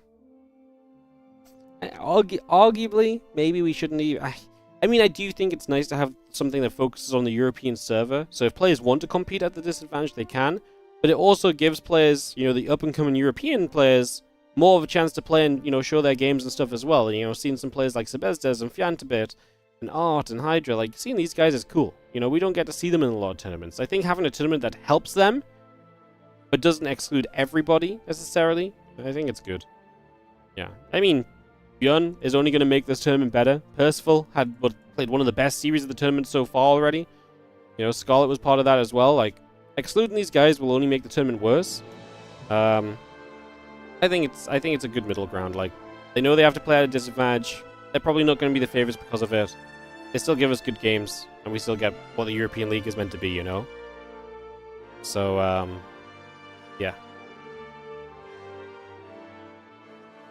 I like it. I think it's working fine so far. It'd be a problem if, like, all the Koreans showed up and played, maybe. Maybe then I'd have to readjust my thoughts on it, but I think right now it's pretty decent. So, yeah. I also just have a logo made for the European League, and it's kind of nice to keep using the logos. It's kind of nice to keep using the same tournament names, so just trying to stick with, you know, trying to cut down on costs, you know, of making some new logos and so on. So yeah, trying to save some monies. GG's. Yes, guys, there is the Krakow qualifier later today. If you guys want to watch that, I'm sure there'll be a couple people streaming it. I'm not going to cover it. I have to make food and stuff tonight, so yeah, I have to go and sort a couple things out. So unfortunately, I'll not be able to cover that for you guys. I mean, I honestly thought it was going to be like a 5-hour stream, and I didn't want to do like a 10-hour stream, so. And they also didn't reach out to me to cast out anything, so yeah. So yeah, I will unfortunately not be casting it. But yeah, that's it for us today, guys. My ads are going to play in like a minute, so I will do my final goodbyes and say thank you for watching again. We'll be back tomorrow with more European League, and then on Monday with WardiTV Mondays, and then Tuesday with European League, and Wednesday with European League, and then I'm away Thursday through Sunday next week. And then when I come back, it'll be like WardiTV Mondays, 2 days of European League, and then I'm away for EWC, so it's a rough time to stream. It's been a rough couple months already. The rest of this month's going to be a bit rough. We come back, I'll probably have a few weeks, but then it's like, I'm getting married, so I'm probably going to have to take some time off for that, believe it or not. But after that, the StarCraft is going to flow like never before. I mean, August should be pretty busy. August should be pretty busy. It should be pretty consistent, just as it gets close to the wedding, it'll be a bit spotty, maybe. But, yeah. Just, I mean, appreciate you guys helping with the sub count, though. Like, 572 subs, considering how much I've streamed recently, is kind of incredible. So, thank you so much for that. I mean, the streaming has definitely been, not the craziest. I mean, what have we done? 70 hours streamed in the last 30 days. It's not a lot, but we will be doing better. So, thanks so much for watching, guys. And, I'll be back tomorrow for more StarCraft 2. You guys have a great rest of your day, and I'll see you guys there. Bye.